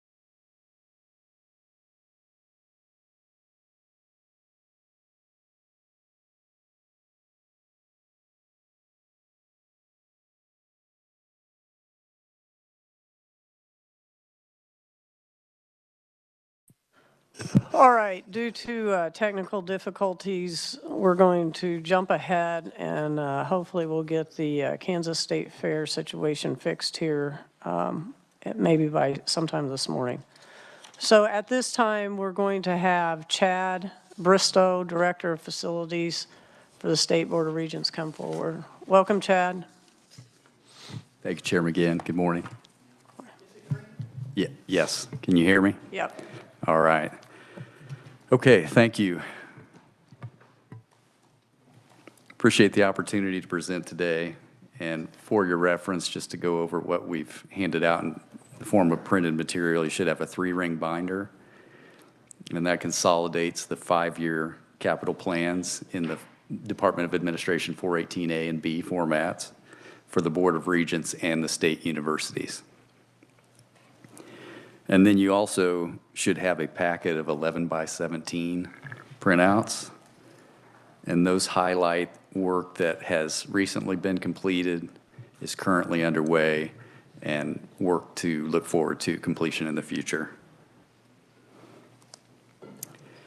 So at this time, just a high-level summary, system-wide, there are approximately 140 projects described in this book. And over the course of the year, the board receives requests from the universities to amend their capital plan. And so that number adjusts up and down over the course of the meetings during the budget cycle. And it's exciting to acknowledge that due to the continued support of additional state appropriations since fiscal year 2023, the university's plans increasingly demonstrate the priorities of the board's facilities renewal initiative and show a higher level of reinvestment in the building system renewals and repairs and demolition of obsolete facilities. And as a best practice, that investment takes the shape of projects that directly support the university's campus master plans. And so as an update, this year, the board has approved Wichita State University, the University of Kansas, and the University of Kansas Medical Center's campus master plan updates. That was at the June and September meeting. Before the end of the year, we expect that Fort Hays State University will bring their updated campus master plan for review and approval. And then subsequent to that, in following years, K-State, Pittsburgh State University, and Emporia State will bring their campus master plans, probably over the course of 2025. So turning to the Board of Regents tab in this 3-ring binder, you'll see that 4 state funding sources make up the majority portion of the funding for mission-critical academic serving facilities and infrastructure. And just to highlight those, the Educational Building Fund, or what we call EBF, Facilities Capital Renewal Initiative Appropriation, State General Fund. This is an additional appropriation with your partnership. Starting in fiscal year 2023, the universities received $35 million that required a dollar-for-dollar match. In fiscal year 2024, $20 million was appropriated. And for FY25, another $20 million. And in conjunction with that additional funding, the Building Demolition Fund has been significantly important in providing the universities with incentive to raise or demolish some obsolete buildings that they had underutilized for years. And 3 years of appropriation also provided that fund with $10 million in FY23, $10 million in FY24, and $5 million in FY25. $750,000 of each of those appropriations was for Washburn University, and Washburn has done a similar effort on their campus to take down obsolete buildings that they have had underutilized for some time. It's also important to note that by the November meeting here in 2024, the board will have allocated and committed all of those dollars for the Building Demolition Fund to specific projects. Many of those projects have already been completed, several buildings have been raised, and several are in the planning stage. And then looking ahead, and funding source number 4 on the Board of Regents tab is the Kansas Campus Restoration Act. And this comes from last session. It creates a long-term funding provision from FY26 through FY31, providing the universities in total $30 million annually. Again, the dollars that are spent for renewal would require a dollar-for-dollar match, similar to the previous appropriations. Building demolition would not require a match. And the Campus Restoration Act also provides $2.7 million each year to be divided equally between Washburn, the community colleges, and the technical colleges. And so if you turn your attention to the KBOR 11x17, which has the timeline on the front, you can see at a high level and track the progress that the board and the universities have made since 2020 with this current initiative to turn around the longstanding problem of facilities renewal and maintenance liability backlog. And the board is very appreciative of your partnership in support of the revitalization of state university campuses. A lot has been accomplished in just a couple of years, and there's a lot more to do. So in the next 5 to 10 years, to ensure that this current initiative, which has been strengthened by your partnership, serves to change the course of the condition of campus facilities and the quality of spaces available to students, faculty, and staff,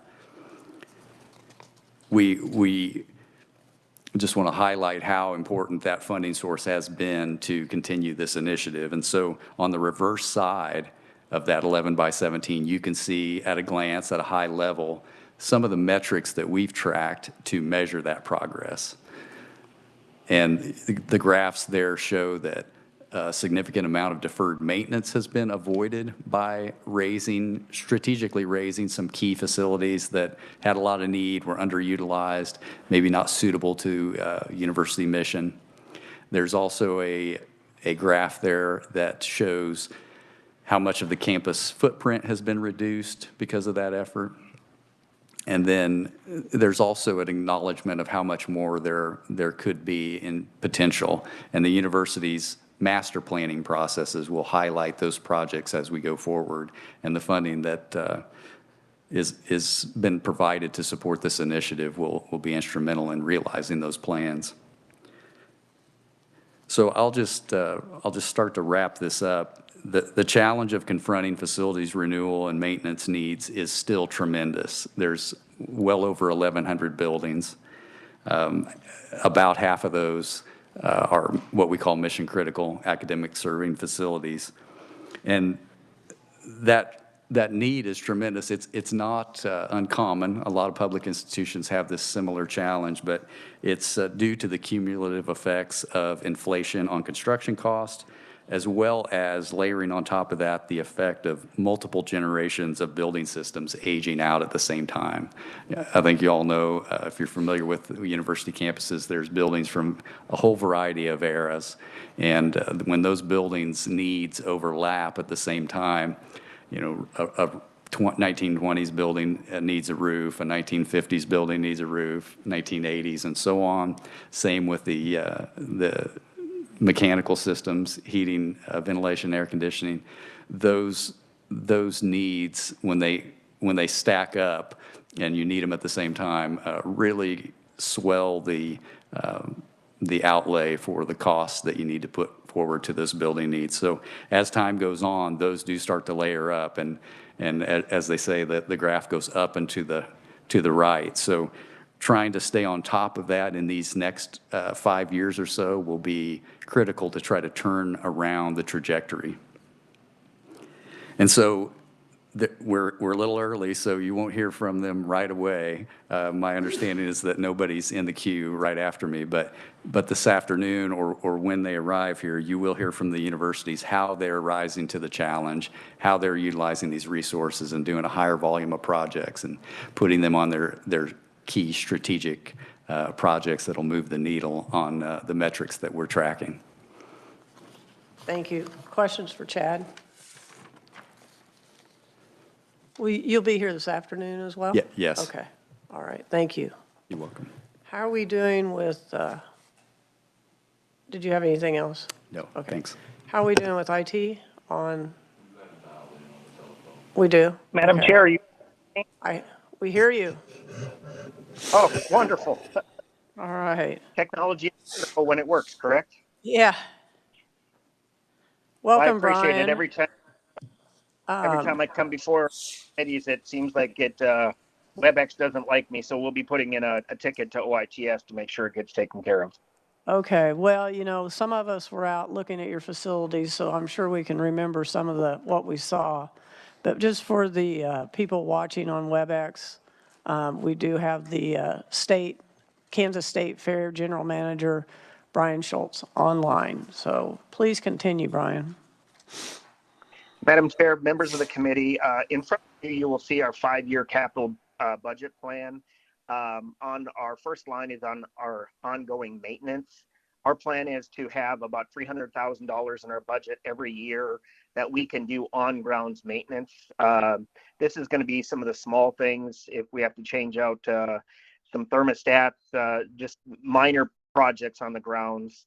The next line is our roads and asphalts. As you're aware of, a couple of years ago, the legislature did give us $2.5 million for asphalt. We did complete the project, but we want to stay ahead of that. That is the reason that we have allocated $125,000 every year to start in the areas that we had started a few years ago and then continue that moving forward. The other items on the list, the removal of the racetrack and leveling grounds, all that has been put on hold as of right now, as we are working with the racing community to see if the use of the track is going to continue. we do have a meeting with the promoter here next week. They do have a contract they'd like for us to look at. The other areas in there following that are areas that would, if that contract would go away and we were to look at redoing the grandstand stage area and a multi-use area for motorsports like demolition derbies and stuff. That is something in the future, 27, 28 timeframe. At this point in time, I would be open to any questions anyone would have on our capital budget plan. Questions for Brian? Sarah Francisco. Thank you, Mr. Chair. Mr. Chair. I'm just seeing that the ongoing maintenance is consistent for years 2024 through 2030. The same is true for the asphalt. Do you see a need to address inflation? How would you handle that in these upcoming years? Yes, Senator, that is something that we are definitely going to be doing. We will be having to adjust this. Our Director of Finance is in the process of looking at the inflation numbers, and then we will be addressing that for future proposals. Any other questions? As far as the asphalt, oh, go ahead. Go ahead. No, go ahead, Brian. As far as the asphalt, you know, we're just estimating starting to go over the areas again that maybe had started 3 years ago. And we do feel that the $125,000 a year is an adequate dollar amount. Okay, other questions? Representative Hutton, you didn't want to ask about your buildings? Thank you, Madam Chair, for that invitation. I was trying to formulate a way to say this one politely. Tell me a story about some rental property at the State Fair. How on earth did that come about? You know, that is a question that I don't know that I could even answer, Representative, because that all took place prior to my coming to the Kansas State Fair.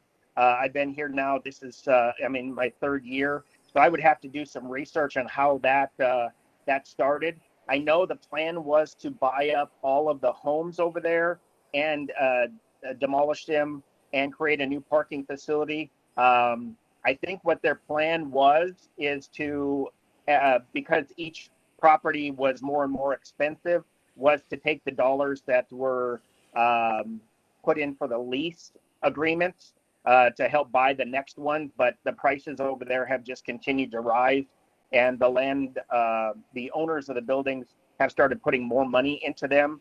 And that's the reason we want to be out of the landlord business, to be honest with you. I support that endeavor 100%. In fact, I would really love to know who to point at with regards to using rent money to skirt the appropriations process in the purchase of further real estate to be a landlord for. But anyway, that's not you, so I won't point my finger at you, but that is something that I absolutely am glad that you're getting out of that industry. Other Thank you. questions? Other questions for Brian? All right, well, Brian, we really appreciated our tour a few weeks ago, and it looks like you're on right track and doing a great job. So look forward to seeing the continued progress. All right. Thank you. Have a great day. Thank you, you too. All right, I understand Wichita State is here. Okay, would you like to go ahead and present? All right, then you can be on your way home. We have, let's see where I'm at. Todd Wollstonecroft. Exactly, that's Okay. perfect. Director of Architecture. Yes, So thank you welcome for- to the committee. Thank you, appreciate the introduction. Yes, originally slated for 2:40 this afternoon, but happy to present a little bit early this morning, so. Thank you. Good morning, my name is Todd Wollstonecroft. I am the Director of Architecture for Facilities Planning at Wichita State University. Thank you for the opportunity to update the committee on the large and small capital improvement projects at Wichita State. You should have received the handout in front of you. I've also got a copy here as well. The first 2 pages in the handout detail projects that have been completed in the left column, projects that are currently underway in the middle column, and future projects in the right column. Photos and a master plan map are included on the last page to highlight the large capital projects on the Wichita State University 5-year capital request document. 3 large capital projects were completed in 2024, the Shocker Success Center, Marcus Welcome Center addition, and the renovation and the interior remodel of the Woodman Center. The Shocker Success Center project was completed this summer and opened to students ahead of the fall semester. The project was a complete renovation of Clinton Hall into a centralized hub for student success and retention on campus. 19 different student success units previously spread across 11 buildings on campus are now located in one building. The building's location is ideal for student success as it is located adjacent to both the student center and library. It's very exciting to see how the building has already been embraced by the students. The tutoring center is buzzing, and the Shocker Support Locker providing food and professional clothing to students had over 300 visitors in the first few days alone. The project eliminated the building's deferred maintenance with new mechanical and electrical systems throughout, a new roof and elevator, as well as the installation of a fire sprinkler system. Now that the building is complete, a domino effect of other campus moves is in the works to allow Brennan 1, 2, and 3 to be vacated and demolished, which will increase our space utilization on campus, as well as remove additional deferred maintenance backlog. An addition and renovation to the Marcus Welcome Center was also completed this summer. The project included an approximate 8,000 square foot addition to house the Shocker Career Accelerator, which consists of career development and industry engagement departments, as well as renovation of the interior common spaces to provide an environment more in line with current campus aesthetic and branding to serve as an impactful front door to WSU for prospective students. Housing the Career Accelerator in the same facility as university admissions will show prospective students the trajectory of their career as a future Shocker, from admissions through applied learning opportunities and into post-graduation careers. A third large capital improvement project, an interior renovation of the Woodman Center, was completed this past spring. The project unified the WSU Foundation staff on the upper main level of the building to create opportunities for more collaboration between staff, provided natural light to additional workspaces, direct and shared daylight throughout the upper floor, and refreshed the building finishes to be more in line with the current modern university aesthetic. The remodel also included the addition of a fire sprinkler system to allow the existing fire separation partitions to be removed so the building can be more open and connected in plan. As presented in the past years, we would like to update the committee on projects completed by partners and developers on the Innovation Campus. The shell of Partnership Building 11, also known as P11, is now complete and ready for additional tenant improvements for university partners. The building is located between the Hyatt Place Hotel and the Jerry Moran Center for Advanced Virtual Engineering and Testing. Wichita State has a few large capital projects currently underway. The first 2 ongoing projects highlighted today are athletics facilities. Phase 1A, the first step of the multi-phased University Stadium project, is underway and will be completed ahead of the spring Kansas State High School Track and Field Championship. The first phase focuses on athletic and spectacular amenities, restrooms, concessions, and seating, and the east side of the existing track. Phase 1B includes widening the existing field to accommodate a competition grass soccer field, a new 9-lane track and surface, and adjacent jumps area. Phase 2 focuses on the West Stadium and is still in design. Phase 2 will include a 3-level stadium building with spectator seating, concessions, restrooms, press boxes, an athletic training area, and locker room and coaching offices for a future collegiate soccer team. The second athletic facility project underway is at Wilkins Stadium, the home of Shocker softball. The project is phase 1 of a multi-phase improvement for the facility. Phase 1 is being constructed in 2 parts to allow for the existing batting cage area to remain operational during construction. The first phase of phase 1 is an indoor practice facility with a full-size infield that will be built immediately to the west of the stadium. Construction of the indoor practice facility is set to wrap up ahead of the spring 2025 softball season. The second part of phase 1 will begin following the completion of the indoor facility and includes the softball team facility areas, including a team room and a locker room with a nutrition area, coaching offices, athletic training area, and a hype room leading into the newly expanded dugout. Construction is now underway on the NIR Hub for Advanced Manufacturing and Research. The project is partially funded by an EDA grant awarded to the South Kansas Coalition. The building is a two-story, 165,000 square foot facility with first floor feet of 30 feet in height to accommodate equipment for multiple advanced manufacturing research labs and advanced fiber placement, advanced machining, additive manufacturing, and smart manufacturing. The second floor will house an office space for current and future NIR programs. The project will be complete in fall of 2025. Construction is also underway on Phase 1 of the Wichita Biomedical Campus. This project, located in downtown Wichita, is a joint project in joint capital improvement request with the University of Kansas Medical Center. Phase 1 of the project is anticipated to be complete by the end of 2026 and will house the WSU College of Health Professions, including the Speech, Language, and Hearing Clinic, alongside KU Medical Center, School of Medicine, and KU School of Pharmacy, Wichita, as well as WSU Tech and Health Professions. The Phase 1 building is an 8-story, 331,000 gross square feet building that is anticipated to bring more than 2,000 faculty, staff, and students to downtown Wichita. Two large capital projects are underway that focus primarily on addressing deferred maintenance in the buildings. It is important to highlight that the SGF deferred maintenance funds were essential for WSU to be able to take on projects of this size, since the EBF funds are typically needed to address a wide variety of smaller projects across the building portfolio on campus. Construction is anticipated to start in November for the McKnight Art Center printmaking ventilation project. This health and safety focused project is critical to ensure that printmaking classrooms have adequate ventilation for students and faculty using the space and is necessary to maintain accreditation for the program. It is anticipated that the project will be complete in time for fall 2025 classes. Design is starting on the Phase 3 and 4 HVAC project for the Henry and Hall, which is home of the ceramics and sculpture programs. Completed Phase 1 and 2 projects have improved the health and safety conditions in the ceramics and sculpture area with ventilation upgrades, as well as providing air conditioning to a portion of the building. A large portion of the building is still not air conditioned, however, which is understandably providing challenges to instruction during the semester. At the conclusion of this project, the entire building will be properly ventilated and air conditioned. The first future capital improvement project presented today is a renovation to the geology building. This project was a result of the space utilization study completed in 2019 that highlighted the geology building as an opportunity for better utilization. Concurrent studies identified the need for major systems overhaul in Neff Hall that houses the Department of Anthropology and the Anthropology Museum.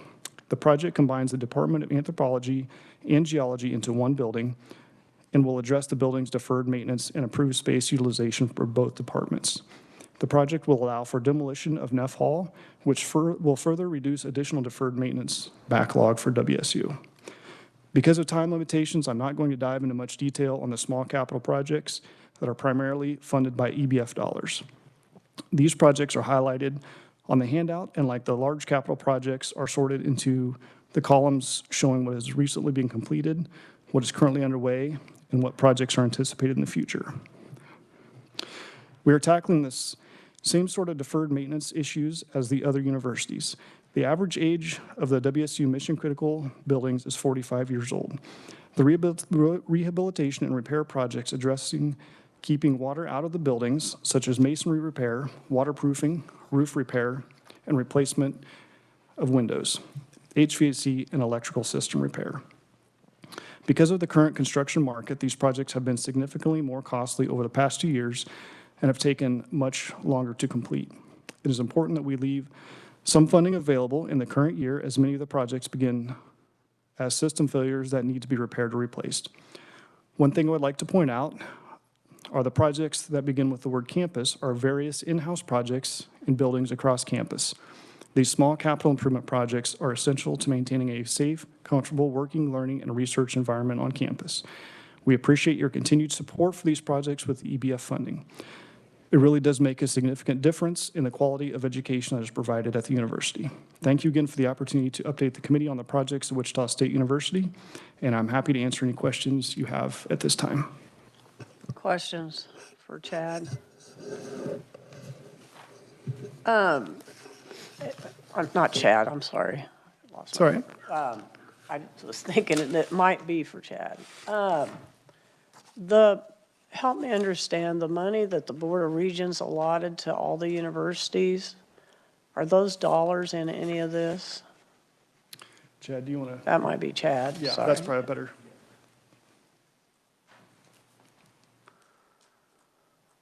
Thank you, Chairman. Again, yes, they are.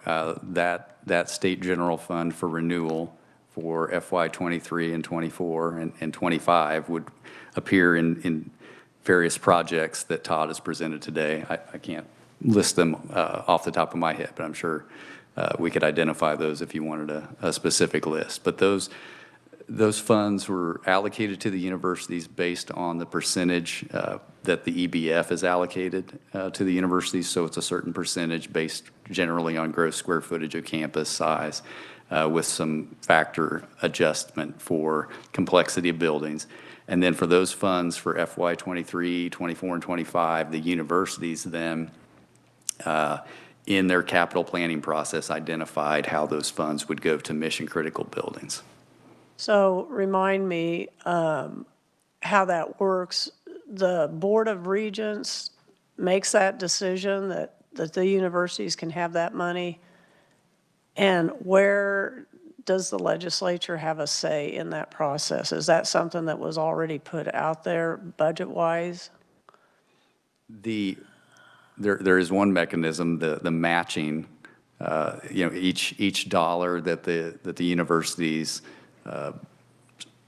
allocate to a project, the board basically has to approve that project within the context of the capital plan, and then after the fact, as the project ensues, has to determine that the university matched that dollar. At this point, other than this committee, I'm not sure that appropriation language had any other approval mechanism for the legislature. I'm just trying to remember. So there's a pot of money in that in the EBF. But I'm sorry.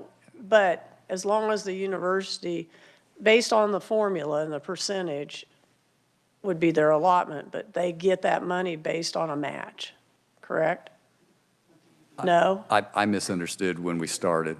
Yeah, I misunderstood. I thought you were talking about the new appropriations in FY '23, but the Educational Building Fund does not require a match, and the universities are determining what those projects are on the front end. The board is not approving those projects up front. They do have to report every year. The board now requires an annual facilities report. We'll review that with the board, present it and review it with the board at the December meeting, and then take that report and submit it to the legislature. This year, the statute requires the legislature gets a report every 2 years biennially right now. And so in that, we'll show a expenditures report for how each university spent their EBF. Thank you. Other questions? All right, any other questions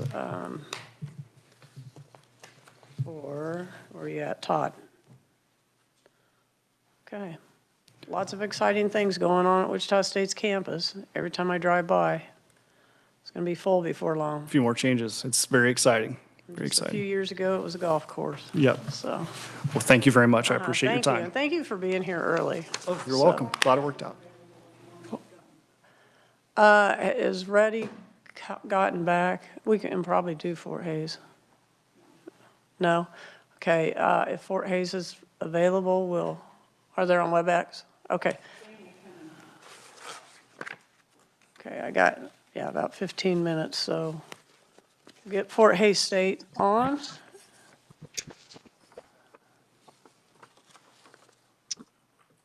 Good morning. Can everyone hear me? Yeah. Good morning. Good morning, Madam Chairman and committee members. My name is Dana Cunningham, Director of Facilities Planning at Fort Hays State University. I want to thank you for the opportunity to make our presentation again this year. My prepared comments today will be brief, and I'll be working from the single-page handout. Projects recently completed, those underway, and those being considered for future projects. The reverse side is a building map of Cunningham Hall Gross Coliseum, which highlights rehabilitation and repair projects there, and I will speak to that more in a few moments. At this time, we have no recently completed large capital projects. Looking at the small capital list of projects, you will see quite a variety of them.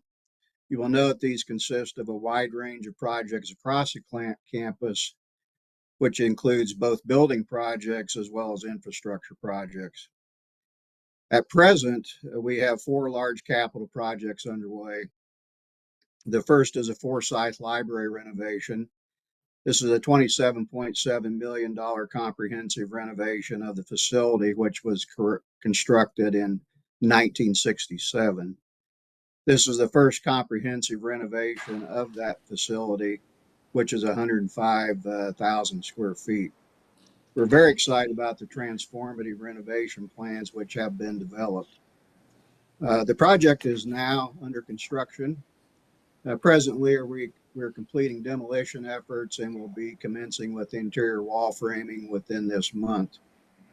Construction is separated into 2 phases, and that is planned to last approximately 2 years. We anticipate occupancy by March of 2026. Funding is made possible by a $19 million federal appropriation through NIST, as well as capital renewal funds and EBF funds. The second project is the new Bickelschmidt Athletic Complex. This is a 2-story, 20,000 gross square foot facility located inside the oval of Lewis Field Stadium.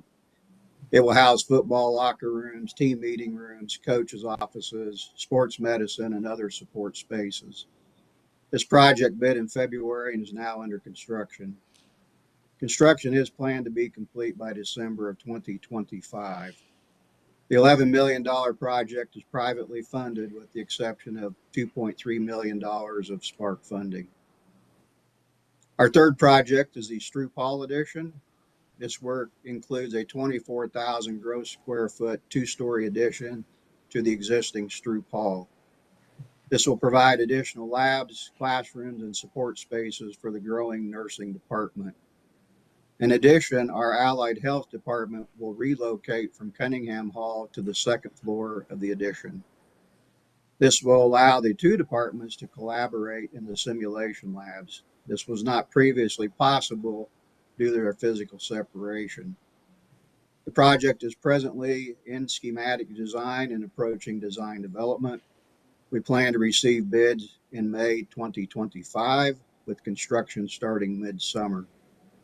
Occupancy is scheduled for January 2027. The $15 million project is funded entirely from a legislative appropriation. The final project is the Gross Coliseum HVAC improvements. This project holds for introducing air conditioning into the bowl area of the Gross Coliseum, which is currently limited to heating systems only. Work also includes removal and replacement of 51-year-old air handlers serving this area, as well as all the existing ductwork. The cooling system will be a combination of a traditional chiller as well as ice storage. The introduction of an ice storage system allows us to reduce the mechanical chiller equipment capacity by 50%. Our strategy is to use our excess nighttime wind power production to power the ice storage systems when possible. Otherwise, our excess energy production would be sold at wholesale rates, or we would simply curtail production if it was not needed.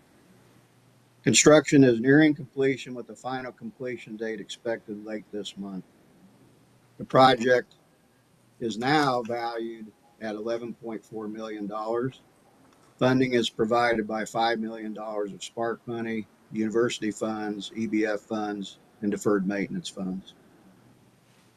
Looking toward future large capital projects, we have identified 3 being contemplated right now. The first provides for the complete replacement of the Cunningham Hall Gross Coliseum parking lot. This is an asphalt parking lot which will be replaced with a new concrete paving. This project has completed design. We are now waiting for university funding to become available. The second project holds for the replacement of the Tamanic Hall chiller, which is nearing 30 years old. We are considering deploying ice storage systems here as we did at Gross Coliseum. The final project calls for the replacement of the electrical system in McMindus Hall, which is a residential life facility. This would replace the entire electrical system down to the resident room levels. Given the building's active use, this project may need to be completed in 3 to 6 phases. The project will be advanced once housing funds become available. Future small capital projects listed include various project types across the academic campus. A significant number of projects are related to aging HVAC systems, mechanical systems, and electrical components. Some of the projects listed here will soon be moving into the currently active category when we begin our design work. Our list of identified projects we desire to undertake is much longer than what we are showing here today. The opposite side of our page depicts a building plan of Cunningham Hall Gross Coliseum. The 323,000 gross square foot facility was completed in 1973. It is the largest facility on our campus. We have listed 25 projects which have now been completed or will soon be going into design.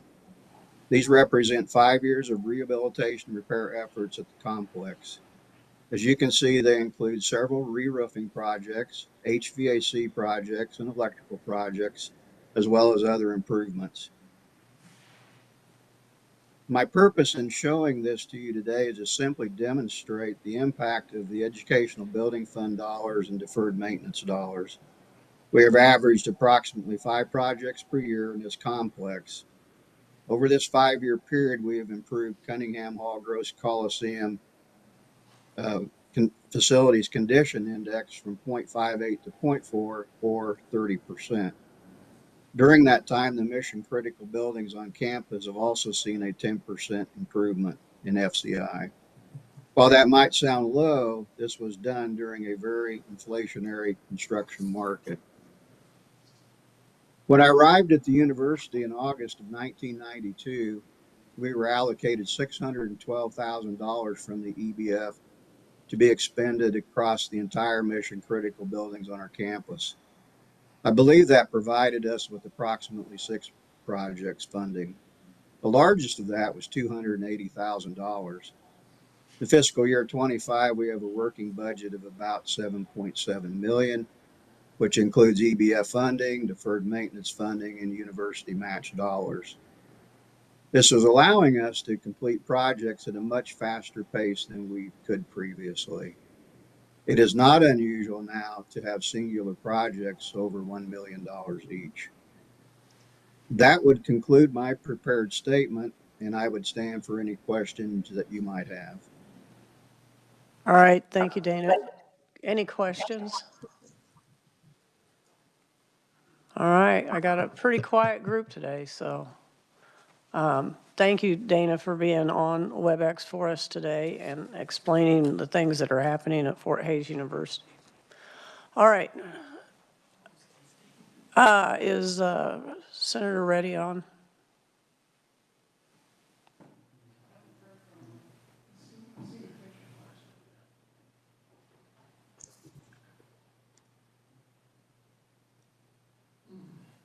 Okay, well, then we'll take up a motion when we come back about some of the work that we've done this morning, okay, on our recommendations. So we're going to go ahead and break for lunch. If you'd like, well, I forgot I have a meeting.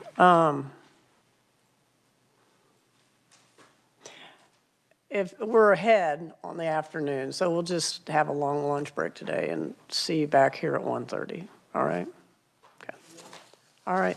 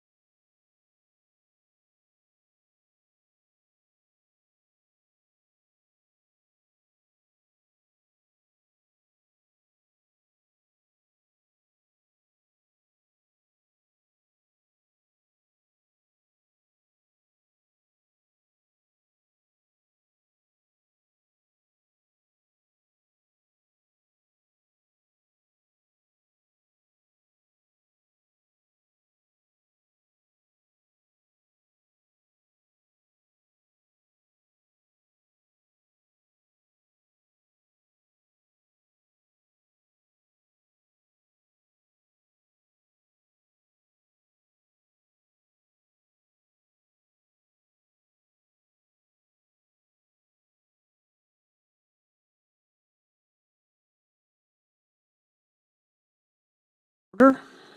And I believe at this time, we will have Pittsburgh State University, Lindell Havestick, University Architect and Director, Planning, Design, and Construction. Welcome to the committee. And if I botched your name good enough, you can tell us how it's supposed to be said, so. I answer to a lot of things. Yeah, me too. Good afternoon, Chair and committee member. Thank you for today's opportunity to discuss and review the Are capital. you a comedian on the side too? Just trying to get everyone in a good mood here. Appreciate the opportunity to talk about the capital improvement projects at Pittsburgh State University. My name is Lyndall Haverstick, and I am the University Architect and Director of Planning, Design, and Construction, and I bring you Dr. Ship's greetings today. The President is always offering a standing invitation to those who would like to visit our campus. So as usual, you have in front of you a copy of our 5-year plan as well as the double-sided 11 by 17 sheet with our capital improvements listed on one side, color categorized by the large and the small capital improvement projects. This is probably my 9th time to present to this committee, and it's an understatement to say that it's a challenging time for higher education, but I think it's also an understatement to say that it's an exciting and hopeful time on the campus of Pittsburgh State University. I often cut through the Student Center on our campus on my way to project meetings or to visit project sites. And what I see there gives me hope and reminds me why I'm on the campus of a university, and it also inspires today's discussion. Our students in the Student Center operate the Guerrilla Activities Board, and in their concourse storefront space there, they have a small ball pit in their office, you know, one of those pits of balls that we all wanted to jump in as children, but as adults we did anything to keep our children from touching. You know the ones, and my daughters are still bitter about that. But you really can't get into one of those ball pits without touching, moving, and activating all the balls in that box. And that's what's happening on our campus with the introduction and the continuation of the capital renewal funds in combination with the educational building funds and the additional federal, state, and private funds. They are indeed catalysts for campus change. And moving a few balls at the top, you know, have little impact, and that's what we used to do with the limited project funding that we had each year. But the additional funds are allowing us to jump into the campus ball pit and really shake things up, moving not only the targeted balls or the targeted projects, but all those around it, and even the ones far removed. So I'd like to take a little bit of time today to illustrate some of the examples of the impactful projects in motion. And if you'll want to look at the second page of the sheet with the spheres, we have the large sphere in the left lower corner, and it's a bird's eye of our Guerrilla Rising, the downtown educational enterprise district. And it builds upon the success of Block 22, a living learning community featuring now at capacity student housing, PSU's Office of Economic Development and Community Engagement, maker and co-working spaces, and leased retail. The success of Block 22 and a mix of funding allowed the university to move forward in purchasing the complex, one of the large capital improvement projects in your materials today. Block 22 inspired the inspiration and the foundation for Guerrilla Rising, a venture that will expand student housing, educational, and community programming. A key piece includes PSU's lease of the adjacent redeveloped historic Bess Hotel, and this will provide safe and modern housing options for our students. While the Bess is no longer on our 5-year plan, it's worth noting today as a vital component of Guerrilla Rising as well as downtown Pittsburgh. More important yet, Guerrilla Rising solves PSU's longstanding need for a new facility to house its College of Business. And it does so in an innovative way. It's activating the campus, our campus constituents, the business community, and the downtown to address shared needs and tap into a creative stack of funding that would not have been possible with the standard building on our core campus. The design build team was just selected this fall, and the building is targeted, well, this summer, and the building's targeted to open in time for the fall 2026 semester. Guerrilla Rising is inspiring additional partnerships and opportunities. You may have heard of the state's new Blueprint for Reading. It's an initiative supported by Pittsburgh State University's Center for Reading, and that Center for Reading is also slated to engage more with the community through Guerrilla Rising. On the right of the large sphere, you'll see a artist's rendering of a possible Kels College of Business downtown. And that means that we can eliminate an old high school on our core campus, a demolition that will remove 45,000 square feet of campus footprint that's receiving an F grade on KBOR's asset list. And to date in this calendar year alone, there have been over 150 work orders for that building. All of the efforts downtown impact PSU's core campus plan shown on the big sphere on the right of your sheet. Our new strategic plan guides Guerrilla Rising, also our current efforts to complete a new campus master plan and continue improving space utilization and facility maintenance. Last year, we discussed the most recent phase of renovations at Axe Library to house our new Student Success Center. The H.W. Smith Center opened for our fall semester, and HVAC crews have been testing and balancing the new HVAC system that serves it and a number of other first-floor areas in the library, an HVAC system that we were able to replace as part of the project with the additional funds. Might note that that system replaced the original 1960s equipment that had served the original dining hall facility. Last year, we also discussed the ongoing efforts to complete a strategy to tackle the failing 100-year-old brick tunnels and compromised utility lines on campus. We finally have a project out to bid. It will be in the Kansas Register on the 10th. And the additional funding should allow us to touch far more than what we could have hoped when the project first appeared on one of our lists. Additional funding, the state's demolition funds, and those will allow PSU to pursue raising 53,000 square feet of the Shirk complex, a 1950s and 1960s residential hall. A series of recently completed campus renovations, small renovations on campus, is allowing the last occupants of that facility to relocate this fall, and we are awaiting results of a bid to abate that building at the end of this year ahead of a demolition plan for 2025. Grants and private funds are also allowing the expansion of our Tyler Center for a prove-out facility to serve PSU's National Institute for Materials Advancement. We now have a 50% set of construction documents and are working with the construction management at risk team to have a guaranteed maximum price later this fall. And this project is also allowing us to address some deferred and preventative maintenance items in the original mission-critical building of the Tyler Center. I might mention, given the presentation this morning, a future neighbor to this future project will be KBI's Regional Crime Center, and that's an additional partner to the city, county, and the university. HVAC is a common theme. We've completed over $5 million of replacements beyond the examples we've already shared on this sheet. At McRae Hall, we were able to use the maintenance funds not only for that HVAC project, but also to address a roof recover project at the time that made sense between the time that we did the demolition of the rooftop HVAC equipment and installed the new HVAC equipment. We had a roof recover that was completed. At Gibson Dining Hall, we replaced the oldest air handlers on campus. We restored makeup air to portions of the kitchen and solved odor issues and overheating of the patron spaces that had plagued students and staff for years. At Weed, we replaced the 1970 HVAC equipment that served a portion of the upstairs space, and we eliminated the need for stopgap direct expansion units, which is improving the efficiency of the building and reducing utility costs. This is beyond a multitude of other small HVAC projects that would have been a struggle to address with mere EBF funds.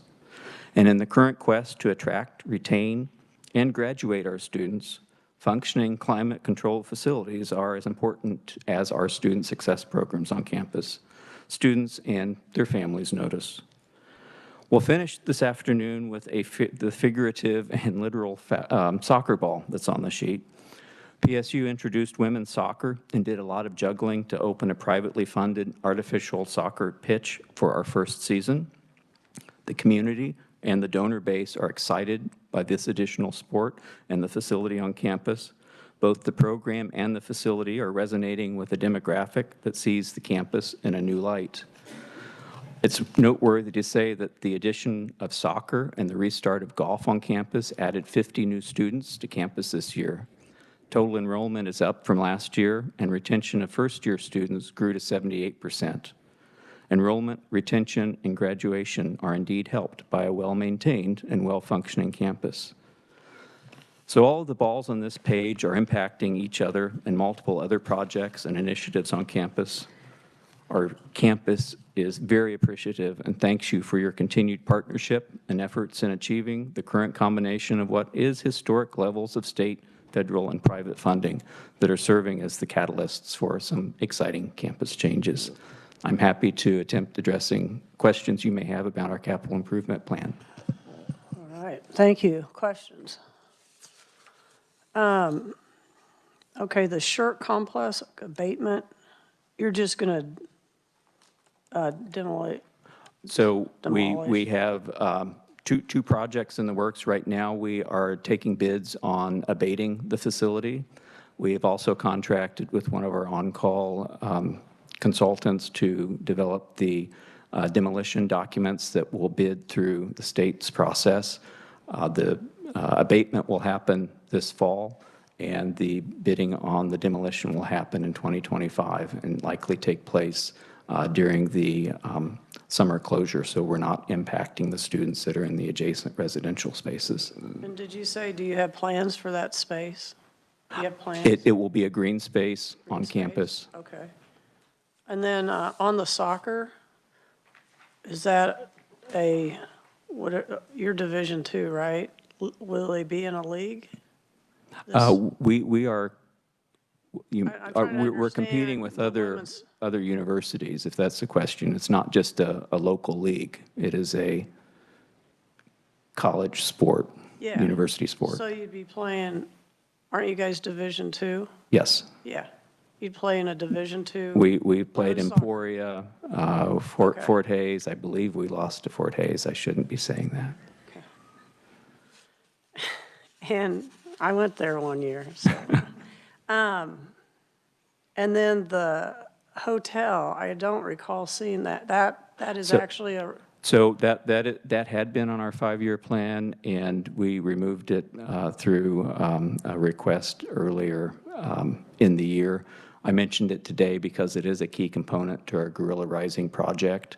The hotel, the Kels College of Business, combined with Block 22, make up that Guerrilla Rising Educational Enterprise District. Okay, and I've been there, but it's been a while, I guess. So I guess what I'm not understanding, you said it was on your 5-year. It was on our 5-year plan because of the funding that was going to be used for it, and then the ARPA funds were transferred to the Kels College of Business project. Okay. So what's going to happen, are they using it as a hotel? It had been built as a hotel, and there's a private developer that is working to develop student apartments there that the university will lease and operate the same as they did at Block 22 prior to the purchase of Block 22. Thank you. All right, Sarah Francisco. Thank you, Madam Chair. So I'm seeing this Block 22 purchase progressing. So that had been leased earlier, or how? Yes, the university worked with the private developer and the city to have what I think was a 17-year lease with the right to purchase, and funds became available. The units were full, generating a profit for the university, and it made sense to use those funds to pay for other things than the lease. Good news. Okay. I don't see any other questions. Thank you. All right, thank you. Before we lose some of our committee members, now, is Alcala online? And Ready online? Okay. I'm on. Okay, thank you. And then we have a change order, and should we do it before we do recommendations or not? Doesn't matter? Okay, all right. So while we still have a quorum, we need to have the committee recommend the 5-year plans with the following additional recommendations that Sky has recorded for us this morning. So I would entertain a motion. Motion by Representative Sutton. Yes, I move to approve the 5-year plans. Okay. Second. Representative Alcala seconds. Discussion. Seeing none. All in favor, say aye. Aye. Opposed, no. Aye. All right, so we took care of the legal business. All right. We want to do that change order next? Or is she here? Yeah. Okay. Why don't you come up and do the change order?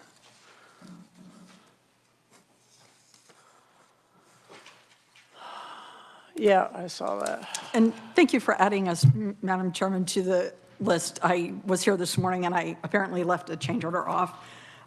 We do have a change order for Topeka Correctional Facility, their water line replacement. You have seen previous change orders this committee has on this project.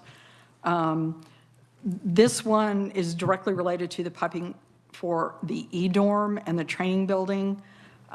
It was originally designed as an add alternate and it was not accepted. However, the water lines really need to be replaced. They're leaking. Once the work is complete, the dorm and the admin, I believe, will have independent gas and water service feeds. So the amount of the change order is $192,425. It brings the total project cost to $1,354,840. And I will stand for questions. How much is it leaking? How many gallons are you using? Do you know how much it's leaking? Well, we need to know how much is leaking, or because if it's A lot of the lines that they're replacing and that are leaking are, some of them are original to the facility and have not been touched in many, many years. That's all I know about it. I don't know if you have any more information. That's the information I have on it. It's been part of the project to replace all the water lines and gas lines in the facility because they've been failing throughout the years, and this was next on the project, and funds came available when we completed the last project to move forward with. Okay. Did you have a comment? Okay. Any other comments? Okay. All right. Thank you. Thank you. All right. Now we'll get back to our universities. And next we have Emporia State University, Peter Hoff, Director of Facilities Planning. Welcome to the committee. Good afternoon, and thank you all for being here and letting me present Emporia State's capital plan. I don't have as much in the way of a metaphor as Lindell does, but I do. I mean, we can see what we're doing here at Emporia State as a line of dominoes. A couple of projects here on this sheet. One piece led to the next, and so as the dominoes fall, we've greatly improved our campus. The $3.6 million investment of SGF demolition funding has allowed ESU to more rapidly remove underutilized facilities from our portfolio, with the eventual demolition of more south and southeast, which is one of our future projects. In calendar year 26, along with previous divestment of the Earl Center and upcoming more central, ESU will have eliminated over $22.4 million in deferred maintenance, about 20% of our backlog, and over 165,000 square feet of space. So I thank you again for your continued support, particularly in that demolition fund. Emporia State, on our sheet here, currently has 3 large capital projects that have been recently completed. Each is a project that deals directly with deferred maintenance across campus, and I'll get into a little bit of the details shortly, but more central raising is complete now. It was complete last October, and that has set the groundwork for the new phase of construction for a new nursing and student wellness building The demolition project was $713,000 and was funded by the demolition money. Demolition was again completed in October of '23. As the dominoes fall, this demolition project paved the way for our new nursing and student wellness building, which is rising in its place, and it's just about out of the ground. That project budget, overall project budget, is about $21.5 million, with over $13 million of that coming from private gifts, $5 million from ARPA money, $3.5 million from EBF and SGF money. Project is, foundations are about in, should be getting some structural steel and seeing it rise above the dirt level soon. ESU staff is currently looking into future equipment, future nursing simulation technologies and furniture that will fit out the new building. Further private donations will allow us to make this a state-of-the-art learning area. The next domino on this route is once this building is built, it's paving the way for future demolition of more south and southeast. Currently, student wellness services are in that building. We'll move them into the new building and remove a couple other occupants and find ways to demolish more south and southeast. The project budget for that is $1.5 million and is also allotted from the state demolition funding.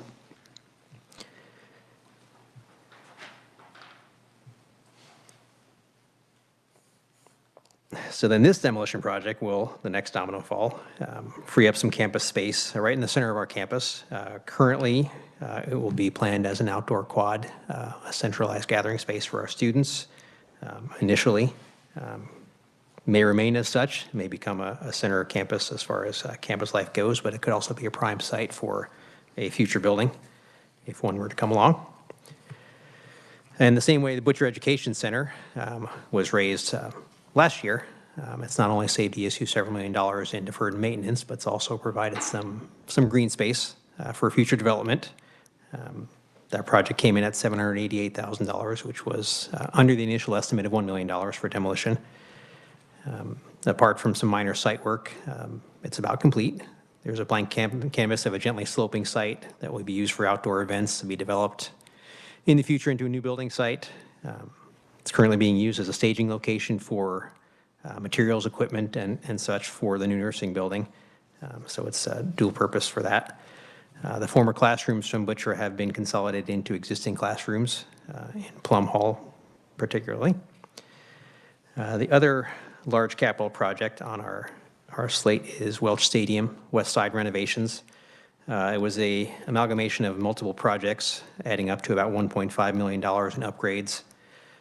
Donor funding along with city partnerships funds allowed for structural deck repairs, replacement of bench seating, new chairback seating, new LED field lighting, improved concession stands, as well as several upgrades to ADA accessibility, handrails up and down the stairs for occupant safety. And if you're looking at the sheet we have, maybe a little description of large capital. I listed both Butcher and More Central as large capital, and that they fell under the limit of when that $1 million to $1.5 million change happened. So they were originally considered capital projects or large capital projects, and now kind of fall under the small capital setup. If we move over to projects currently underway, we have East Campus chiller plant and deferred maintenance measures or energy services contract work. Several projects are underway for that contract, one being East Chiller Plant. We have several. If you look at the photos on the back of that sheet or the next page, I have a photo of several large tanks. Those are going to become ice storage chillers, and that has the benefit of providing creating ice and cold ice overnight when energy doesn't cost as much, is more readily available, and then using that ice to chill water for the day to help cool our campus. So total projects in this ESCO fund and chiller plant are about $13.3 million. $2 million, $2.5 million of that is from our SGF and SGF match. Several $1 million from university reserves. Along with the ice chiller storage, we will be upgrading many of our chill water lines throughout the campus in hopes of removing some individual chillers from buildings that are reaching end of life and will become part of a centralized chilled water solution. Later on this fall, we will begin replacing every incandescent and fluorescent bulb on campus with energy-efficient LED bulbs. So what this ESCO project is doing in the end for us, initial building analysis and energy use improvements right out the bat before we really did much of anything as far as upgrades, looking at the way we control buildings, the way we run buildings, showed a $36,000 improvement in our utility bills over the first 6 months. But once we get further on down the line with improvements, we should see much more along that lines. And initially, the work we're proposing comes with some Evergy rebates for upgrading. Currently about $66,000 of rebates via Evergy for the lighting and other things. And in the end, it'll be about $150,000 of rebates from Evergy for improving our campus infrastructure. Moving over to the rightmost column, looking at our future projects, you can see a lot of them are athletics-based. There currently is a master plan for the athletic department underway, nearly complete, and they have several projects on their wish list for future, including renovations to the PE building to serve football growth, athletic training needs, weight and conditioning spaces for all the athletes, new turf for a baseball field, new soccer field, turf, further improvements to Welch Stadium, be it west side, east side, and then also improvements to our existing soccer facilities. A few highlights of that, the Hyper building or the PE building. Estimates currently for about a $15 million project with funding from private gifts. Again, that will improve weight training, athletic training facilities for all the student athletes, not just football. There are particular alumni who are very interested in increasing the football program. So some of those improvements will be for locker room upgrades and actually the one bigger thing you're looking for is up to 140 person auditorium style team meeting room for reviewing film and the like. Other bigger projects, the soccer pitch upgrades, looking at possibly $4 to $4.3 million for introducing new turf, possibly new bleachers, new lighting, things along that line as well. Same thing with the baseball outfield. Last year we had the infield redone with turf, and now we are replacing the natural grass on the outfield with turf here in the next couple months. Other future projects on the more academic side, King Hall Theater renovations. We have a projected budget of about $4.8 million to improve current facilities. Art department is kind of in the basement with some rough looking spaces. Upgrading there as well as probably adding some space to the building and to consolidate. Right now there are some art programs far flung across campus.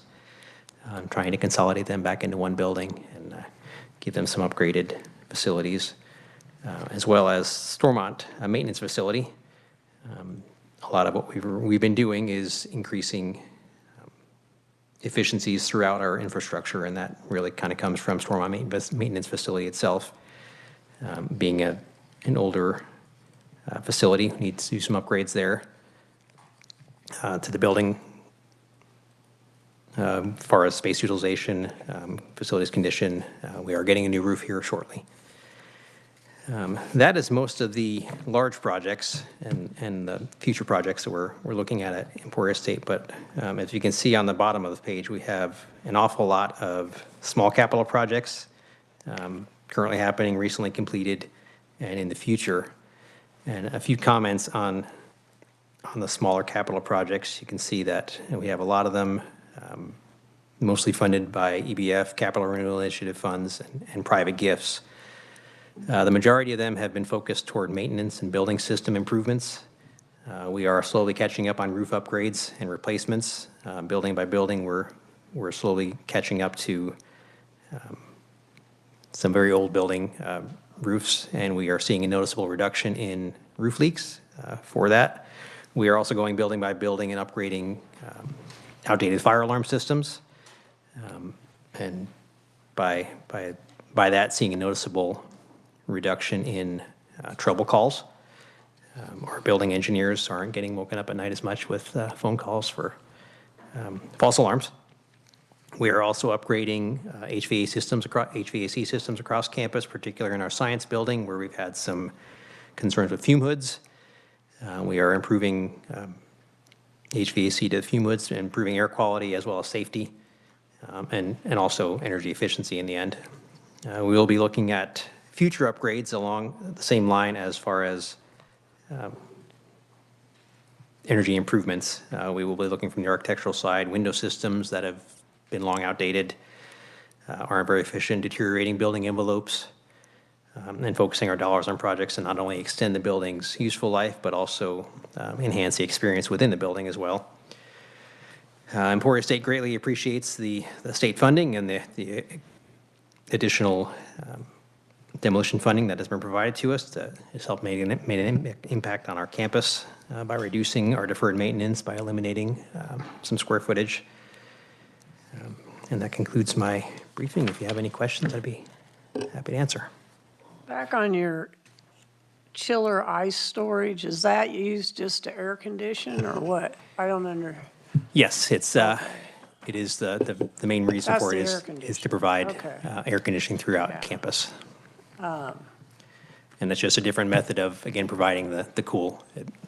You can put your chill water through your water lines through that ice, chills the water, which then proceeds to campus instead of other methods are compressed Yeah. refrigerants. Your nursing and student wellness, is that part of the nursing program we started funding about 5 years ago? Correct, yes. We are, again, finally out of the ground and under construction and looking forward to. What's your nursing population? As far as we went through the design work, they were percentage-wise, they had, I think, 160 in their 4 cohorts, and I think we are developing and building out to fit up to 200. Esports, what's that? Esports was recently done. It is not an athletic competitive team, but they are a competitive team via the School of Business. Esports, if you think about computer gaming, there are people in the department that are usually part of the business program learning computer technologies, but they have competitive video game team that we have provided a state-of-the-art arena for. Do other universities have that? Several do, yes. I think Wichita State has one, I believe, and I'm pretty sure some others do. And it is one of the, it's somewhat odd to me, but it is one of the new competitive, again, it's not, the athletics will not say that's under them, but it's part of the business school, but it is a very competitive field. All right. Other questions? Okay. Starting to look like we do sports first and educate second. A lot of sports in here. That's the future projects, and again, all the sports stuff is privately funded, so it's. Okay, that's good. We are. All right. I don't see any other questions, so thank you. Okay, thank you. This time, we have Kansas State University, Rosanna Cavano, Director of Project Management. Good You want to say afternoon. your name properly for the record? Yes, I will. Good afternoon, Chairperson again and members of the committee. My name is Rosanna Carvalho, and I serve as the Director of Project Management in the Planning, Design, and Construction Department at Kansas State University. Thank you for your time today and for your continued support of K-State.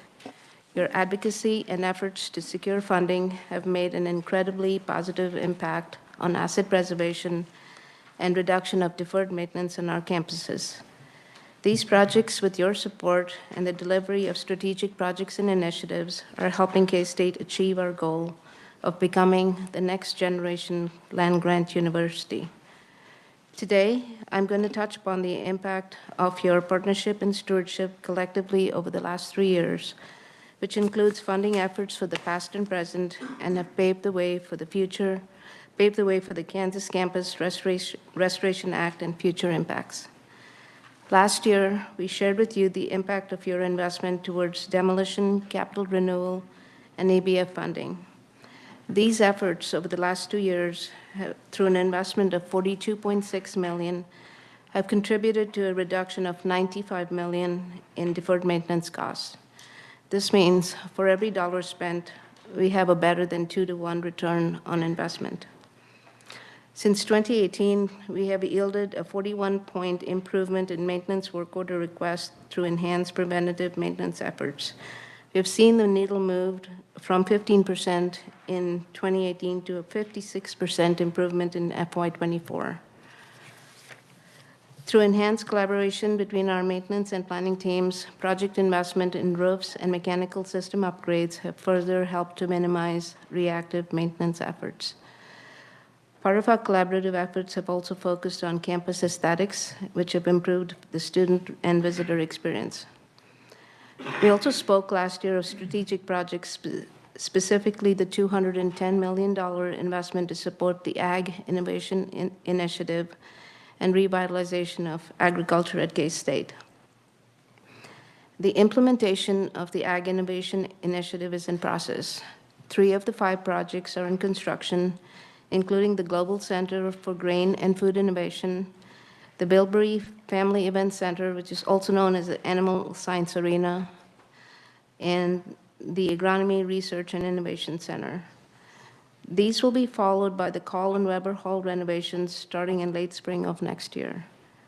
In addition to the role of these facilities in making K-State the global leader in agriculture, these projects will have contributed to a reduction of deferred maintenance in the range of $57 million. Our present efforts and investment of state funds have also supported additional university and state strategic initiatives, such as the creation of the Central Immersive Training Hub on our Salina campus through the K Aries facility, supporting our partnership with Pure Imagination Studios. In addition, strategic renovations within the College of Veterinary Medicine have included the recently completed biomedical core lab and an upgrade in addition to the surgical suites. In conjunction with your support for the Ag Innovation Initiative and the Central Immersive Training Hub, we are also thankful for your continued support of other K-State initiatives, including biosecurity and biomanufacturing facilities, Kansas Water Institute, and the Veterinary Diagnostic Lab. I would be remiss if I did not mention our athletics program. We are nearing completion of the final stages of the athletic master plan, which have been great investments in K-State athletics and a hallmark of our team's successes. One of our most recently completed projects are the indoor track facility, which was an adaptive reuse of the former indoor football practice facility. The newly renovated indoor track facility is a place where one can meet Olympian Tara Davis Woodall, who recently joined K-State this year as an assistant track coach. As we head into the future, we are very appreciative of the Kansas Campus Restoration Act and its potential impact of a 2-to-1 return on investment. We are very thankful for the 6 years of investment that will allow for the planning, strategic alignment, and delivery of larger projects. This investment, when stacked with university and philanthropic funds, will result in a minimum reduction of $113 million in deferred maintenance over the next 6 years. Pending board approval, we intend to utilize these funds in 3 key ways. Number 1, restoration of the Anderson Hall building exterior. This includes tackling not only deferred maintenance on our flagship building, but will also include replacement and repair of key envelope systems and components in a manner that is both historically appropriate and maintainable for years to come. This initiative was a result of resounding feedback from the master plan surveys that were conducted earlier this year and indicated the high degree of importance that the K-State community places on the preservation and restoration of Anderson Hall. Our recently completed pilot window project at Anderson Hall, executed in partnership with the State Historical Preservation Office, has provided key data and will pave the way for the success of this initiative. Number 2 is demolition of Schellenberger and Feed Tech. Upon completion of the Ag Innovation projects and relocation of the college activities to the new or renovated spaces, the demolition of Schellenberger and Feed Tech facilities will complete the Ag Initiative that began in 2017. Number 3, a competitive RFP process. For approximately $53 million, K-State will commence on an internal RFP process focused on improvement using the following criteria. A, adherence to the campus strategic and master plan. B, reduction of deferred maintenance. C, improvement of space utilization and workplace and learning environments. And D, infrastructure and code improvements. These goals are also aligned with our 2 targeted tracks to fulfill our land grant mission of improving the student experience and enhancing interdisciplinary research. We are incredibly appreciative for the Restoration Act and the impact it will have on our ability to plan and streamline our approach to deferred maintenance reduction and asset preservation. In closing, I would like to thank you again for your continued support, and I would welcome any questions.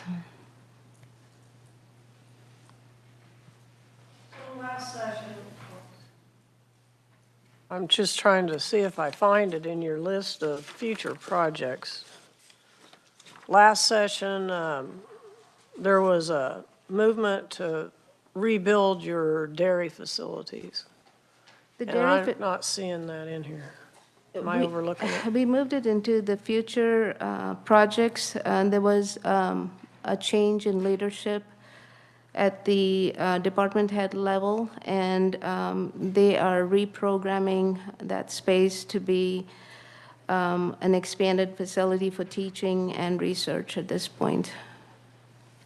It's listed on the future projects, about 7 down. So no, There I hasn't thought it been, was going to be a dairy. I know that, but why, I guess I'm not Are you seeing that we're thinking- going to build a dairy anymore. it's on the future projects. It's switched to a teaching and research facility on the right side. Okay. So it's going to change its focus? It was more of a milking parlor and research facility, but now they're moving into more of a teaching and research type facility. Okay. Well, I guess it's a good thing we didn't pass it. Any other questions? Senator Francisco. Thank you, Madam Chair. Thank you for your presentation and also for the detailed information that was provided in our notebooks. So I see that Kansas State University made some revisions in September, and I actually appreciate those because I think they're spreading out some of the costs compared to the submission that was received in July. And are there any other reasons for doing that, or? Just strategic impact and funding streams that come in at different times, and a little bit of change in focus sometimes. So It does seem that the funding stream will work a little better because you were almost more than twice as much in 2027 as 2028. So thank you for taking an extra look at that. Of course. All right, any other questions? Thank All you. right. Thank you very much. Next, we have the University of Kansas. Mark Reisky, University Architect and Director, Facilities Planning and Development. Welcome to the committee.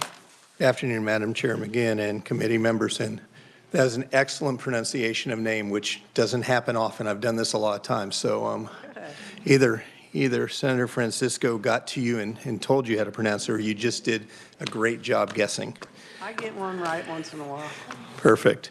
My name is Mark Kreisky. I am a university architect and director of facilities planning and development at the University of Kansas. First, I'd like to express the university's thanks for continued support and future support of our deferred maintenance in our buildings on our campuses. Without that support, we couldn't do even a small portion of what's on these lists that all the universities are presenting today. Our list is a combination of significant data that goes into determining what even comes onto this list. So the list that you see today is only mission critical buildings and or infrastructure on campus. So it represents about a third of our buildings. It represents 68 buildings of over 200 buildings. So you're seeing only mission critical buildings and infrastructure. That data comes from Maximo, which is our building condition audit, and VFA. It also comes from our tradespeople and our design professionals on campus. So a lot of thought goes into what ends up on these lists on an annual basis, and that goes into our 5-year plans and our longer range large capital project plans.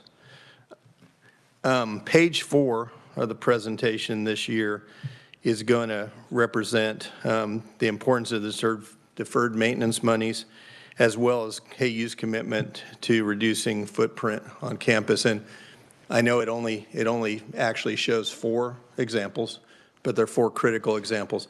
It also represents our 2024 master plan that KBOR approved last month. Last year when I presented, we gave an example of how the deferred maintenance monies have significantly improved our roofing systems on campus, and that's through spending tens of millions of dollars on roofs. This year I've got a simpler example, but one that's every bit as critical and one that happens building to building to building, so I'm just picking a specific building. Bailey Hall is one of our National Register buildings on campus, an older facility, and it was in need of a new air handling unit. The air handling unit in that building was over 50 years old, and if you know about air handling units, manufacturers quit making parts for them at about 30 to 35 years. So it was a very old unit, and it wasn't functioning well. Had pneumatic controls, which are not reliable, so our ability to cool rooms was greatly jeopardized. Prior to the replacing of that unit, we were getting 60 to 65 service requests or complaints about the condition of the system in the building. Now, those included heating complaints too, and I'll say we can divide that down. So heating complaints were about 20 a year, and AC complaints were about 40, so 20 to 40. After the replacement of the units, we're down to about 10 from 40 complaints about the air conditioning building. Now, in a large building like that, you've got VAV, so you have a thermostat serving multiple spaces, so you're always going to have someone that doesn't have the exact perfect temperature. If I've got a person that likes it cold, but the person that has the thermostat likes it hot, I'm still going to get some complaints, but that's a dramatic reduction in complaints for what was a $500,000 project. Relatively small cost project, large impact to that building. Going to the page 4 projects, I'm not going to go in the exact specific order that they're on the sheet, but some significant work on campus. So Evans Scholarship House. And Evans Scholarship House was formerly a University of Kansas property. We had a problem where we had $3.5 million in deferred maintenance in a non-mission critical building that we were going to have a very difficult time funding. It went everywhere from not having an elevator to end-of-life mechanical electrical systems to structural stabilization problems. At the same time, we had a group that was renting space from our endowment that said we'd consider taking over Evans Scholarship House, or Wesley Building. So we went through the process of the state, got permission to actually sell that property, sold it to Evans Scholars. They put $4.5 million into the building. And now it's the home of 50, this year it's 50, it can hold 52 scholarship recipients. So 50 additional students the University of Kansas is getting from that property. And we don't have the $3.5 million of deferred maintenance. So a significant success where we didn't tear down a building. We found a new purpose for it. We didn't have to pay for the deferred maintenance, and we have student scholarships coming out of the property. Chiller plant number 4, and no one's ever going to get excited about chiller plants, guys. There's nothing very exciting about them. But chiller plant number 4 is a central chiller plant that serves Anschutz Library, Budig Hall, Marvin Hall, Lindley Hall, Chalmers Hall, and has the capacity to serve Murphy, Summerfield, and Triple EC. The significance of this is today, we basically, by building the chiller plant, will have reduced deferred maintenance by $8 million of actual deferred maintenance that's needed today, not long-term deferred maintenance that's needed today. And we need to be careful because if I look at the longer-term deferred maintenance, it more than covers the cost of the chiller plant, but I'm representing what we actually took care of in real time today with the $8 million. More importantly, it gives us a chilled water system that's redundant, which means basically instead of Marvin Hall only having a little chiller in its basement, if that chiller dies, we have no cooling. I now have a building that has multiple chillers.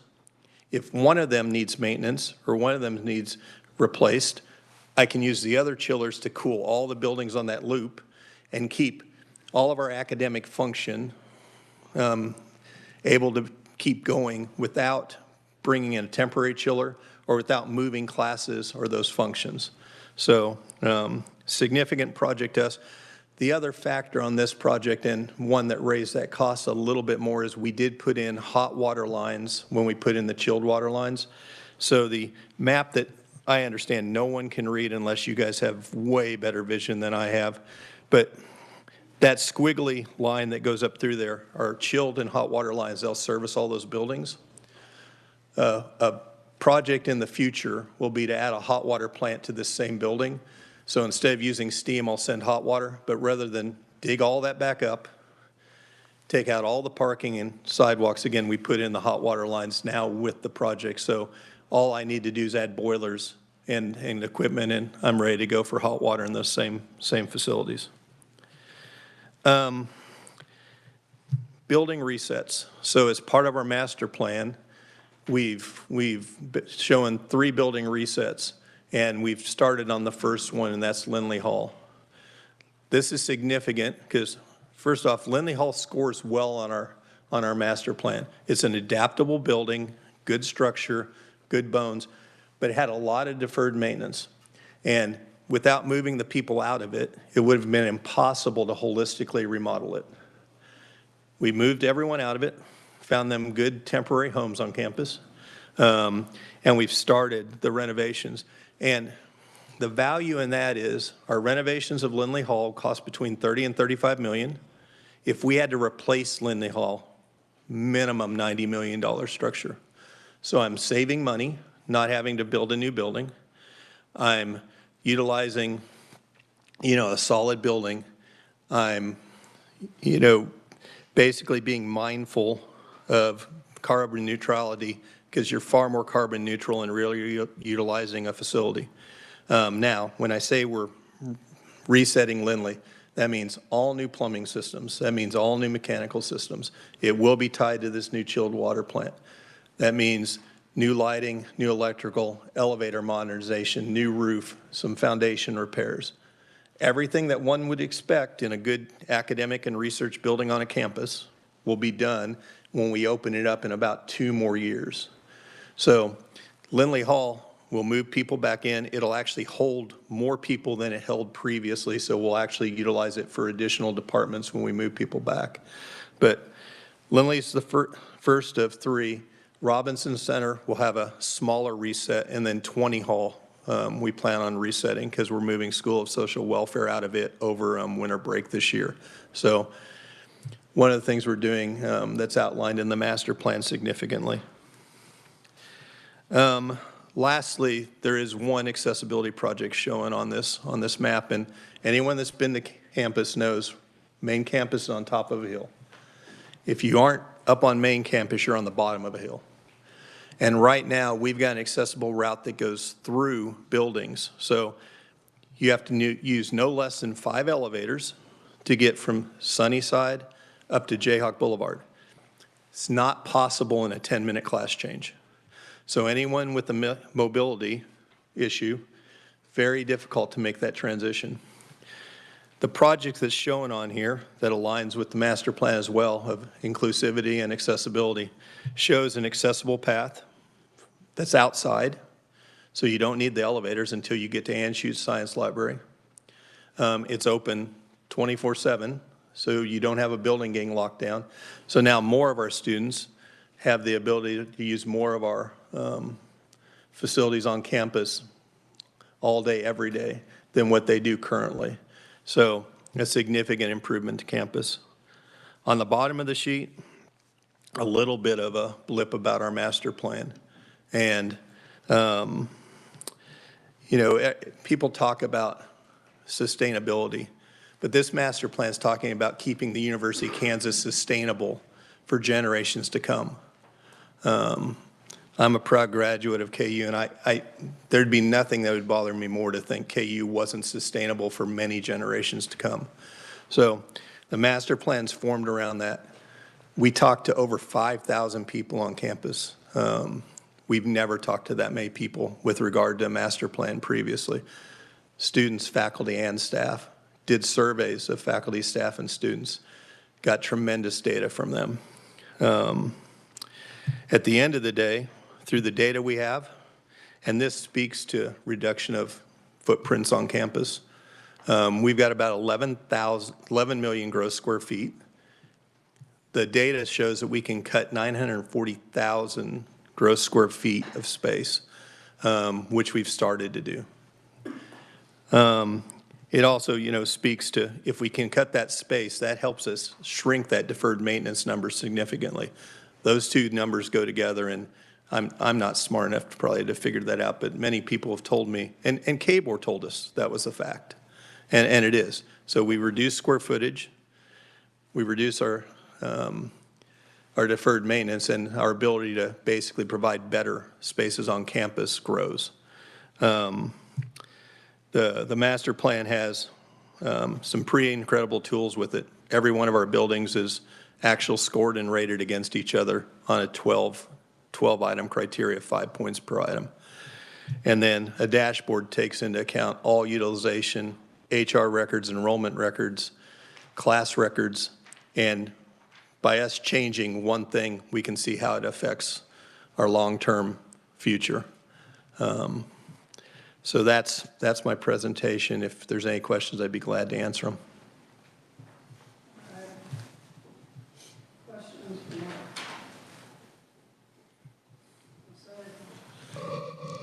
KU representative should surely have a question. Senator Francisco. Thank you, Madam Chair, and thank you, Mr. Reisky, for the presentation. So can you remind me of you mentioned that there were 4, was it 4 buildings that were going to be, trying to think in your comments. There's 3 buildings that are going to be reset. Is that what you're at? Not reset. Earlier in your conversation, you talked about, I thought it was part of the demolition or reduction in space. Oh, okay. So right now we're looking at liquidating buildings that are farther off campus. So if you're familiar with Lawrence, we've got buildings out on Wakarusa Drive, which is about a little over 3 miles off of campus. Very hard for us to maintain, very hard for us to basically go to and come from. Properties that are viable as properties that would be able to sell. So 2 of the properties are there, and Senator Francisco, I'm referring to LSRL as a single property because it's a building A, B, and C.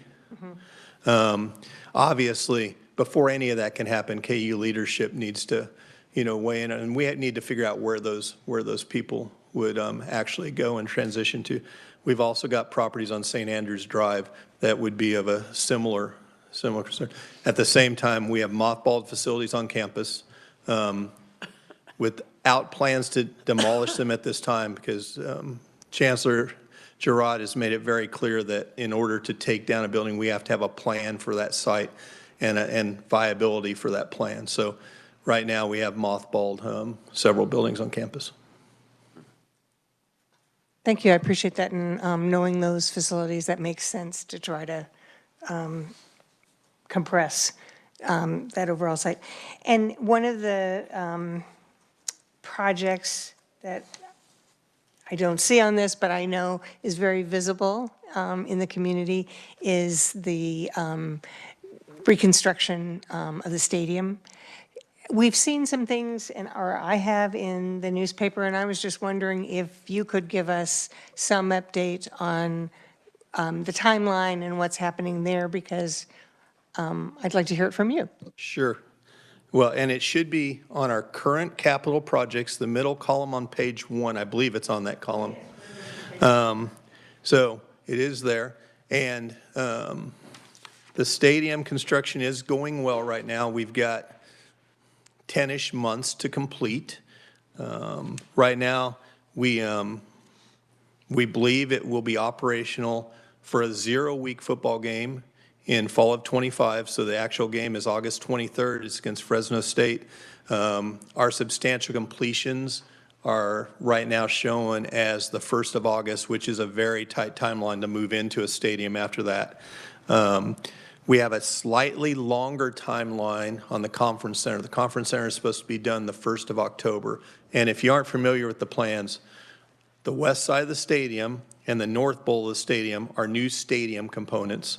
But under the north bowl, there's a conference center with full kitchen, breakout rooms, everything that would go with a conference center. And because of the stadium being built above it, it's a little bit behind, so we have about a 2-month lag between substantial completion of the stadium, substantial completion of the conference center. But right now, we're on budget, and all our schedules show August 1st as being an achievable number today. Did that answer all your questions, Marty? Because I'm at the stadium every day, so I'm pretty sure I can answer whatever you've got. I'm just amazed you can get it done by then. Well, it's incredible. If you think about the fact that we tore down a stadium last December. If you watch the videos, last December, we tore down the 2 components of the stadium we're rebuilding. So we didn't start putting concrete in the ground until almost February. So to give you a little perspective of that, the stadium's on 246 piers. Most of them are about 60 feet deep. All of them, the minimum size is 4-foot diameter. So holding up the stadium are significant amount of concrete piers. We got those in the ground within about 6 weeks. Now, while that was going on, our steel fabrication had already started. So we have 3 fabricating plants working on our steel fabrication, and then it gets trucked to campus. So there's a lot of work going on behind the scenes while we're doing demolition, while we're getting piers in the ground. Our contract partners are working 6 or 7 days a week, at least 2 shifts. So we're working 20 hours a day, at least 6 days a week. So a fun fact in the future might be how many yards of concrete did it take to build that? And maybe you know the answer. I bet I can find that number for you. I know I can find that number for you. You know, the other mind-boggling part of the whole project is right now we're running about 450 tradespeople per day on the site. We know in December we will be at about 600. So if you start running those numbers just on sheer amount of money going through that project on a monthly basis, our billables to our contractor last month were $22 million. So the burn of money is very fast, but a lot of employment through the project. and a lot of future employment through the opportunities at the convention center. All right. I can vouch for the 20 hours a day because yeah, it's you right live up right over next the door. hill. So I appreciate that. And then the other projects that are of interest to me, because I had a chance to talk to the dean in the School of Architecture, I know they're very interested, and I'm assuming this is the architecture and design and renovations. Because when you talk about, we found places for people, the School of Architecture has their studio space now in, 11 different buildings or something crazy? So they're in 9 buildings right now, including East Hills. A pretty difficult situation. Now, that includes a library over in Spencer, so there's a lot of different criteria that go into that, but it is 9 different buildings. So the architecture and design project basically will do an additional building over by Marvin Hall. The architects have named it the Cube, K-U-B-E, kind of cute. But they've named it the Cube. It would renovate about 75% of Marvin and about half of Chalmers. And the issues the School of Architecture are facing are just sheer numbers of students that we turn away applicant-wise every given year. So we're basically accepting 30% of applicants to our School of Architecture. So just by adding 1 or 2 sections, we can actually grow enrollment, at least in those programs. But they're totally out of jury space. And if you add jury space, then you have to add faculty space. So what the new building and the renovations do, it gives design appropriate amounts of studios and office space, which right now our design department does not have sufficient studio space. It gives architecture studio space to grow. It gives interior architecture space where they can move back with the rest of the program. Right now, interior architecture is actually housed in Malott Hall. So as we told the dean, a short 5 minutes away walking, and it's probably less than that. Marcy walks fast, so it's less than that for her, probably longer than that for me. But nonetheless, it gets that program all back together. Right now, we are close to being able to send the design to the state for bidding for a design team. So we've only done a concept design at this time, and we're if I can get a revised program done, we'll have it to the state for publication soon. Madam Chair, so the last comment I'll make is just that I note that on the list is also some updates for the Law Enforcement Training Center. And I think all of us in this room who are the senators and representatives had a chance to visit on the appropriations tour 2 weeks ago.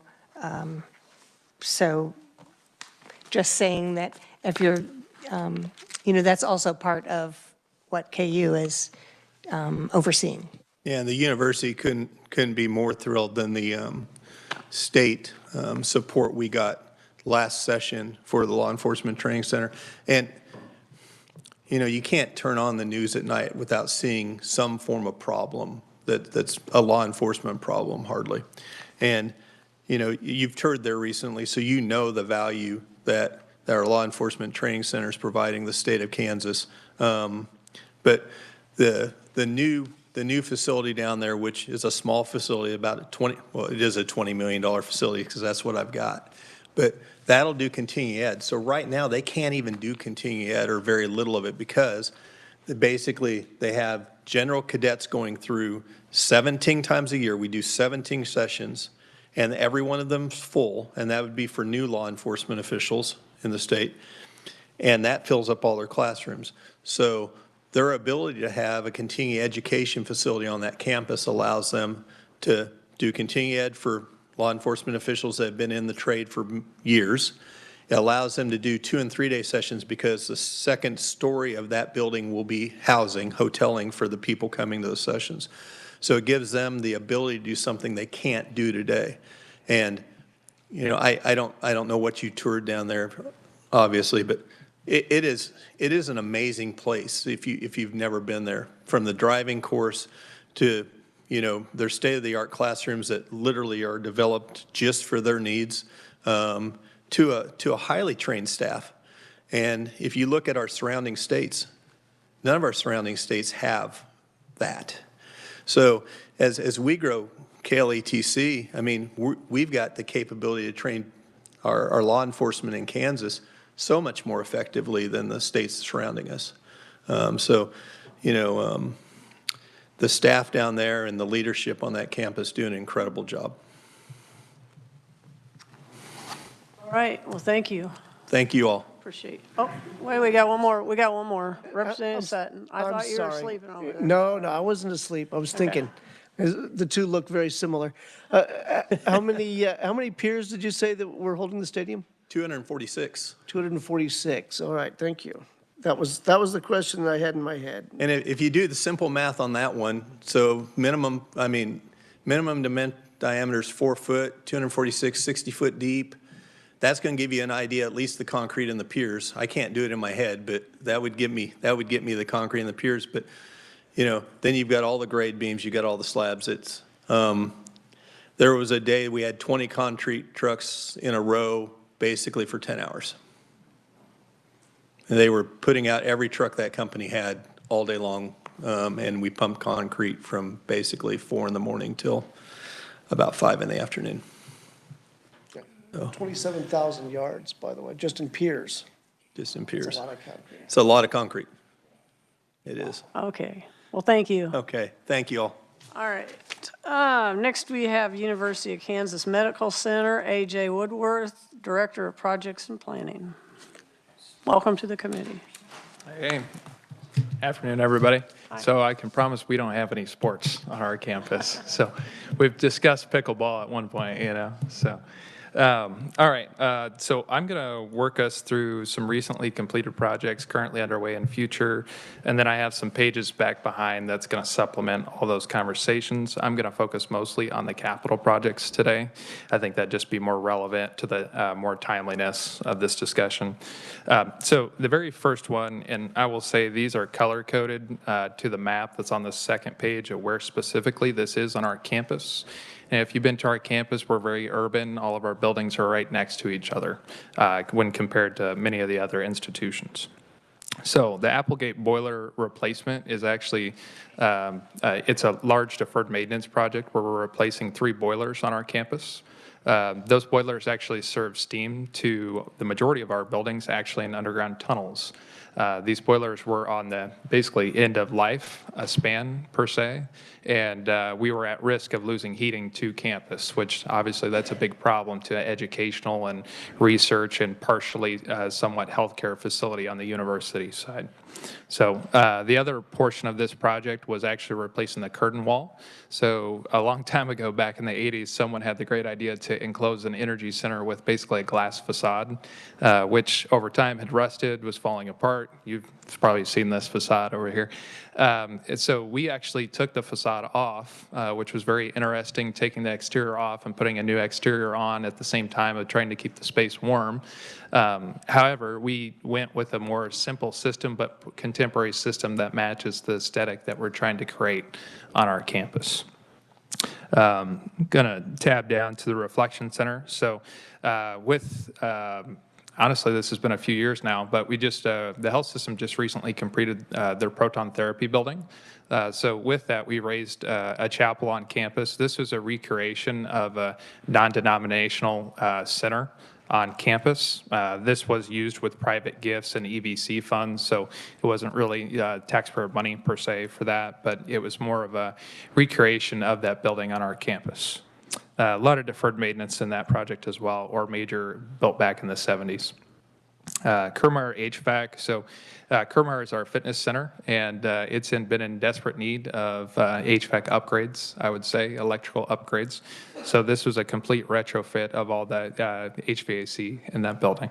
So some other small capital projects that are notable and the recently completed is a Taylor building demolition. And I actually have that towards the end on a slide. We're going to talk in more detail on that. But what I really want to focus on is the general topic is mechanical, electrical, plumbing replacement, life safety, and accessibility is what we're focusing on. Projects currently underway, and you've probably seen this one in the news, our new Cancer Research Center. So this is a research portion of our cancer treatment building. We are partway through design. We're in design development right now, and we're actually going to be starting construction here in the next couple of weeks, which is actually very, very exciting. So we're slated to actually be complete in 2027 with the majority of the renovation. And really what's important to this is we're going to be able to continue to keep providing state-of-the-art cancer care. We see patients from all over the state of Kansas and Missouri with our health system, and we continue to keep making strides and growing in cancer research and treatment. And something that's just been fascinating with designing this building is, we're no longer really doing as much radiation treatment. We're actually treating patients on a cellular level. So part of our facility that we're creating is we would actually remove cells from a patient, modify those cells, and actually inject it back into a patient to treat cancer that way and to treat different inflammatory diseases or issues. So quite a different change, but a very high success rate in treating cancer. So very exciting for our future.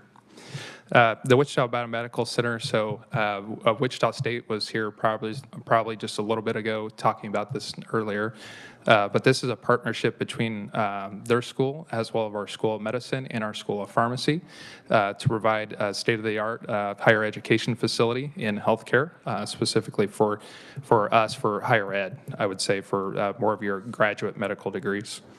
And then moving on to I should say we are looking to occupy that in the spring of 2026 for that facility. Parking garage, we have this on the list. So if you've been to our campus, parking is at a premium on our campus. So we see this is a very big need as we continue to expand on campus when it comes to this cancer treatment center, as well as I have a future building on here that we're looking at expanding as well on our campus.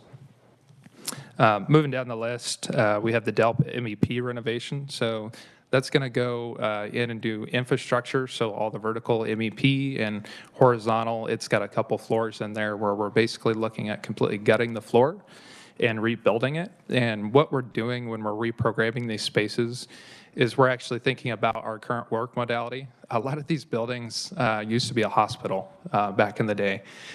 So they have the old patient corridors, the rooms, the offices are like basically like inpatient rooms. So they're way oversized. They have restrooms in them. So we're basically right-sizing the facility, making it safe, but then also increasing density when we're putting people in spaces, thus allowing us to take buildings offline by right-sizing these renovations when we're rehabbing old buildings.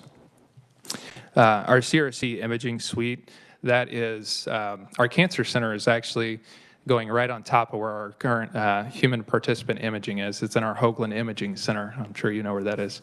But anyways, we're going to actually move this over to our CRC building because we do a lot of neurology care, so a lot of Alzheimer's research as well as cancer research. And the idea being is that a patient can go get research done or clinical care done, then they can go down and actually get scanned, or they could go and get scanned first, and that can come to the actual physician, and then it's more efficient operating time really for the patient and the physician and the overall health system. Elevator renewals are, life safety upgrades, accessibility upgrades. This is a DELP F, fourth floor is an office renovation we're doing for the internal medicine, which is departmental focused. Fifth and sixth floor is very similar to this DELP F renovation. We're creating touchdown space, and just similar to what Mark is mentioning is these old buildings where we have calls all the time where people are coming out, spending time. We're doing as best as we can to patch these old pipes that are back from the 60s, but this is really doing it justice, gutting and rebuilding all that space. Then down there at the bottom, we have a morgue renovation. So our morgue actually supplies cadavers to our own anatomy lab for our program, as well as many other institutions in the state of Kansas. So we are currently in the process of actually renovating that space. I'm going to move on to future projects. So the other substantial large project we're looking at right now is our brain health building. So really where we're looking at expanding on campus is cancer treatment and Alzheimer's-related research. Those are our two leading research areas. So we see the brain health building could be getting really started towards the end of the Cancer Center construction or maybe a year or two after, but we see that growing immensely in research and donor funding for that facility. We do see, the prior page was parking lot garage improvements, so that's our rehab plan. This is our actual new facility for the parking facility 6. And then moving down, we have a plan to completely rehab the Ord Major facility to relocate people out of basically past useful life buildings. So that's future. We don't have funding for that, as well as the clinical translational science unit. That is more about specialty clinical care and research care. So say like, we had COVID happen. Well, we didn't want to build like a one-off lab for COVID. We have like an actual space that's dedicated to be altered or shifted to specialize in certain research studies. So we're not just creating all these one-off scenarios throughout our buildings. So that's really what that project's about. Wesco B and C, so after we're done with the 5th and 6th floor, we'll move down to the 3rd and 4th floor. Biospecimen repository, I actually have a meeting on this next week with our executive leadership. With the construction of the Cancer Center, we are in need, a desperate need really across campus for blood bank and tissue storage on campus. So that's what this facility would be, is a centralized storage for campus rather than us having a whole bunch of freezer farms randomly sparsed across campus. So then Sudler would be another MEP renovation. Applegate, we're doing significant electrical upgrades in the future. And then Sudler, 4th floor, that would be the first floor we hit after this design and infrastructure, so the vertical infrastructure project. And then I have a window replacement project for Sudler on there. So I'm going to move to this second page. So what this does is this highlights really where our buildings are on campus relative to these projects. So I think that's pretty self-explanatory. But I did bring some cool slides about these projects. So we got the Applegate Energy Center, which is, just show this slide just in case everybody's got the right one. But this is a project where I talked about we're replacing 3 boilers on our campus. And a long time, or I shouldn't say a long time ago, but about 4 or 5 years ago, the VFA group came through and they did a complete infrastructure assessment, and this facility was actually deemed as like a D or an F grade.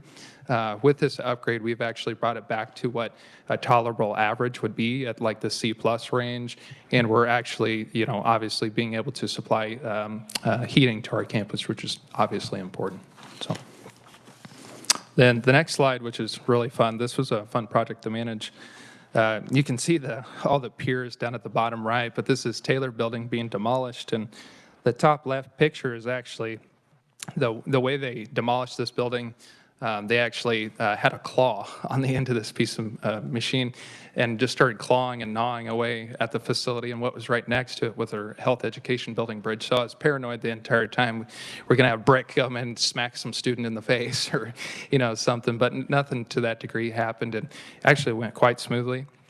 The most complicated thing about this project is we had a domestic water line that served underneath all of our utility lines. We had a valve we couldn't shut, and it was a hot water line. So I had our maintenance people come on staff. We tried to freeze the line. Well, you have an inch and a half water line just constantly flowing, and we actually ended up having to cut it live. So, we dammed up everything, water spewing everywhere, and we slap a cap on the end of it, and we called it good, So that was the most complicated thing about that project, but the really kind of, I would say, big takeaway from this project, in the VFA software, we estimated $4.1 million we're going to have to spend in the next 10 years. We only spent $1 million erasing this from our campus. So obviously, a minuscule investment to remove a gigantic amount of deferred maintenance. So that's everything I got for you guys. Any questions? All right, thank you, AJ. Any questions for AJ? All right. Got a quiet group. You guys getting through here real easy. So thank you for being here. All right. All right, committee members, we need to talk about some dates.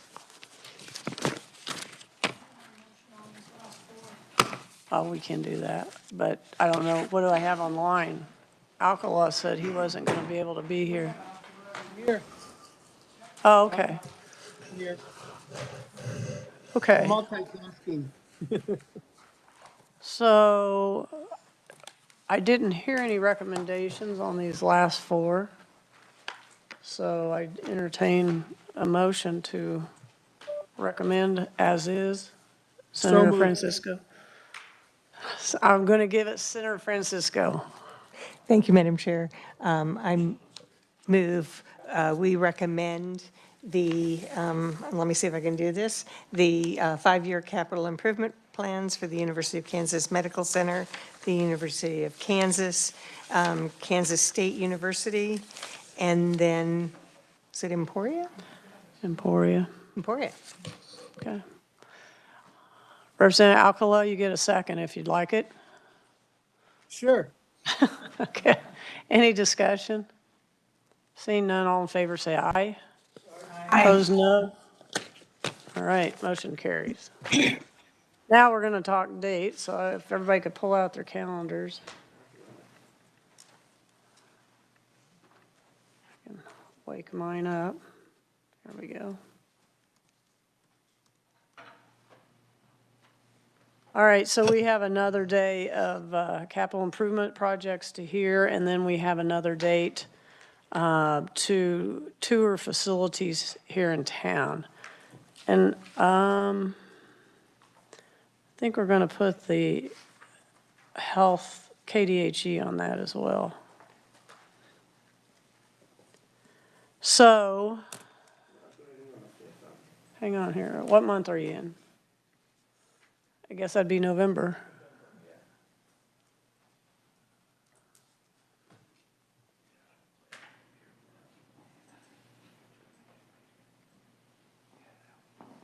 Oh, why? Is there something on the 5th?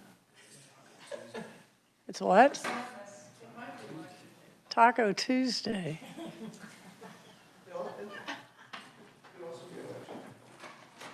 Oh, that's right.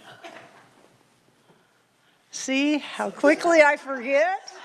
I was like, to me, it's just another day. Yeah. Thank you. So I have, looks like the 7th is a possibility. And the 8th.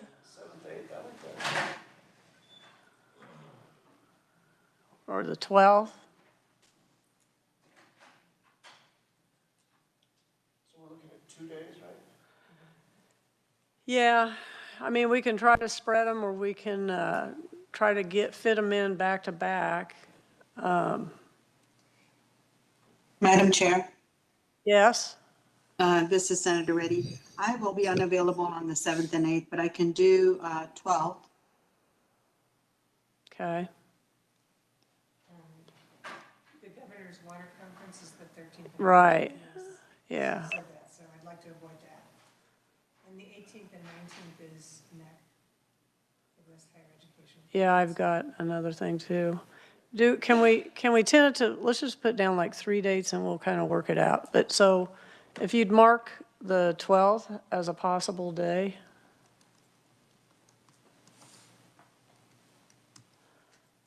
And then I think we're going to go to December. What about December 4th or December? Yeah, there's a claims on Thursday, it looks like. So December 4th.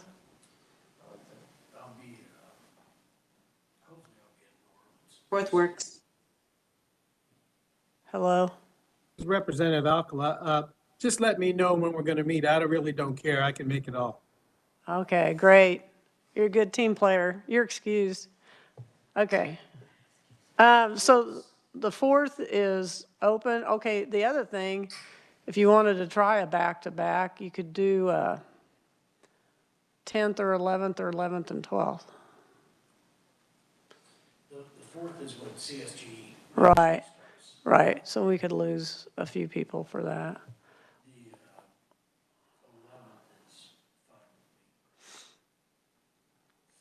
Well, can we put 11th and 12th back to back? And then that way we have 3 on the calendar and we can move them or change. That's December. The December 11, 12. Okay, Do people have events for Veterans Day? I'm unavailable on the 12th. okay. Or we have the 16th and 17th. Yes. What about you guys, 16, 17? December. I don't start shopping till the 24th, so.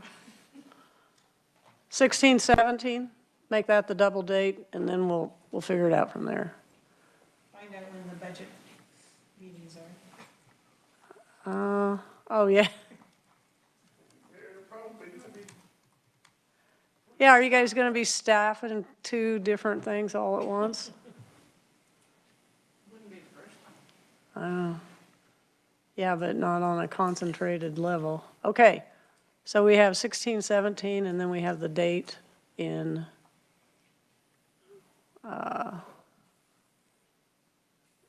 what?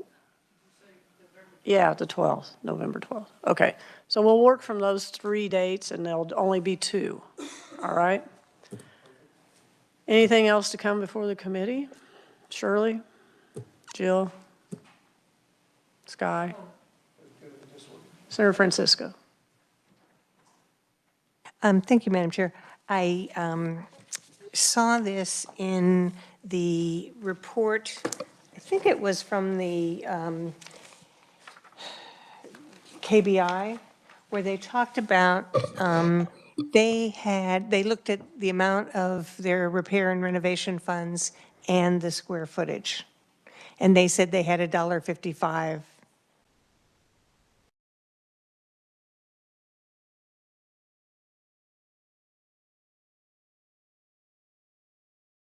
renovation budgets, that tend to be one number that continue on through the years work out. And I do know that the Board of Regents is trying to, look at how they do that. But I'm wondering if we could ask research to just say, what kind of a project would it be to just report on a square footage and amount of repair and renovation and have that available for the committee next year? Do you understand what I'm asking for? Are you talking about?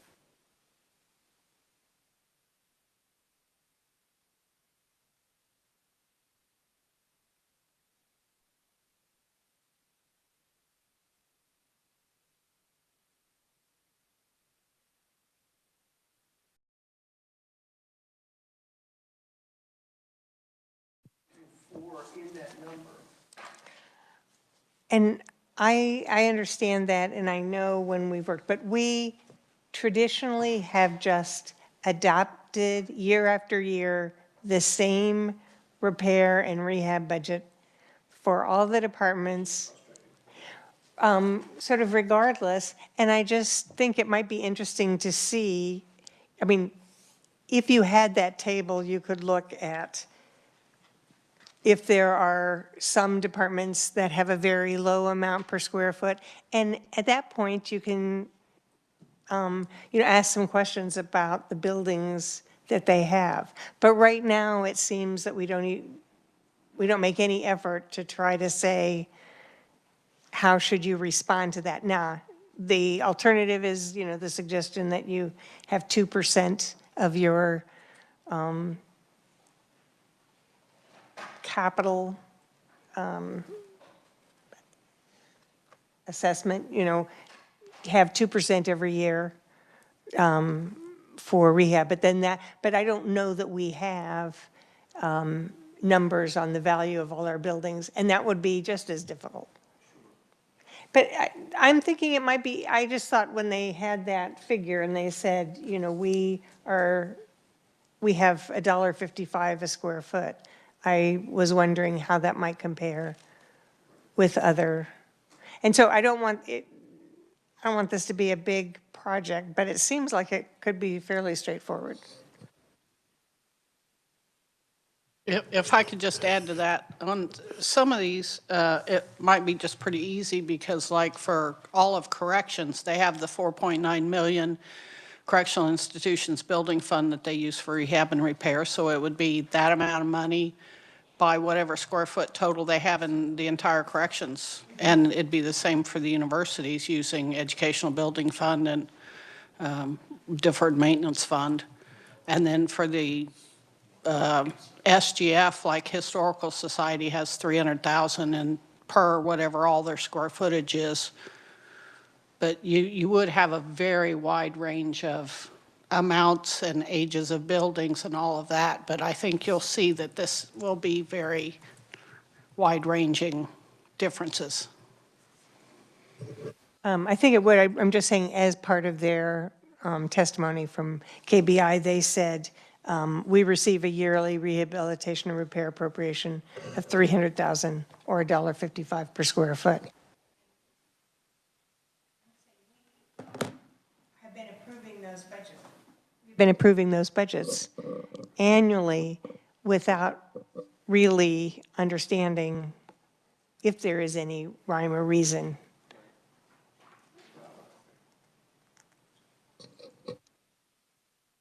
Do you want to put that on the agenda for the first meeting when you come back?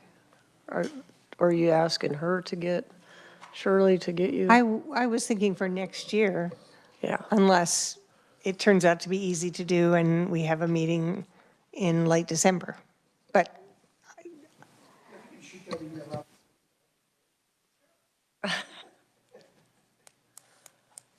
If it's doable at one of our meetings this year, come back with that information. Otherwise, put it on the first meeting when session We comes. might be able to have it by a December meeting, but Okay. if not, we can just give it to you at the first meeting of the next session. Okay. All right, anything else to come before the committee? Seeing nothing, we are adjourned.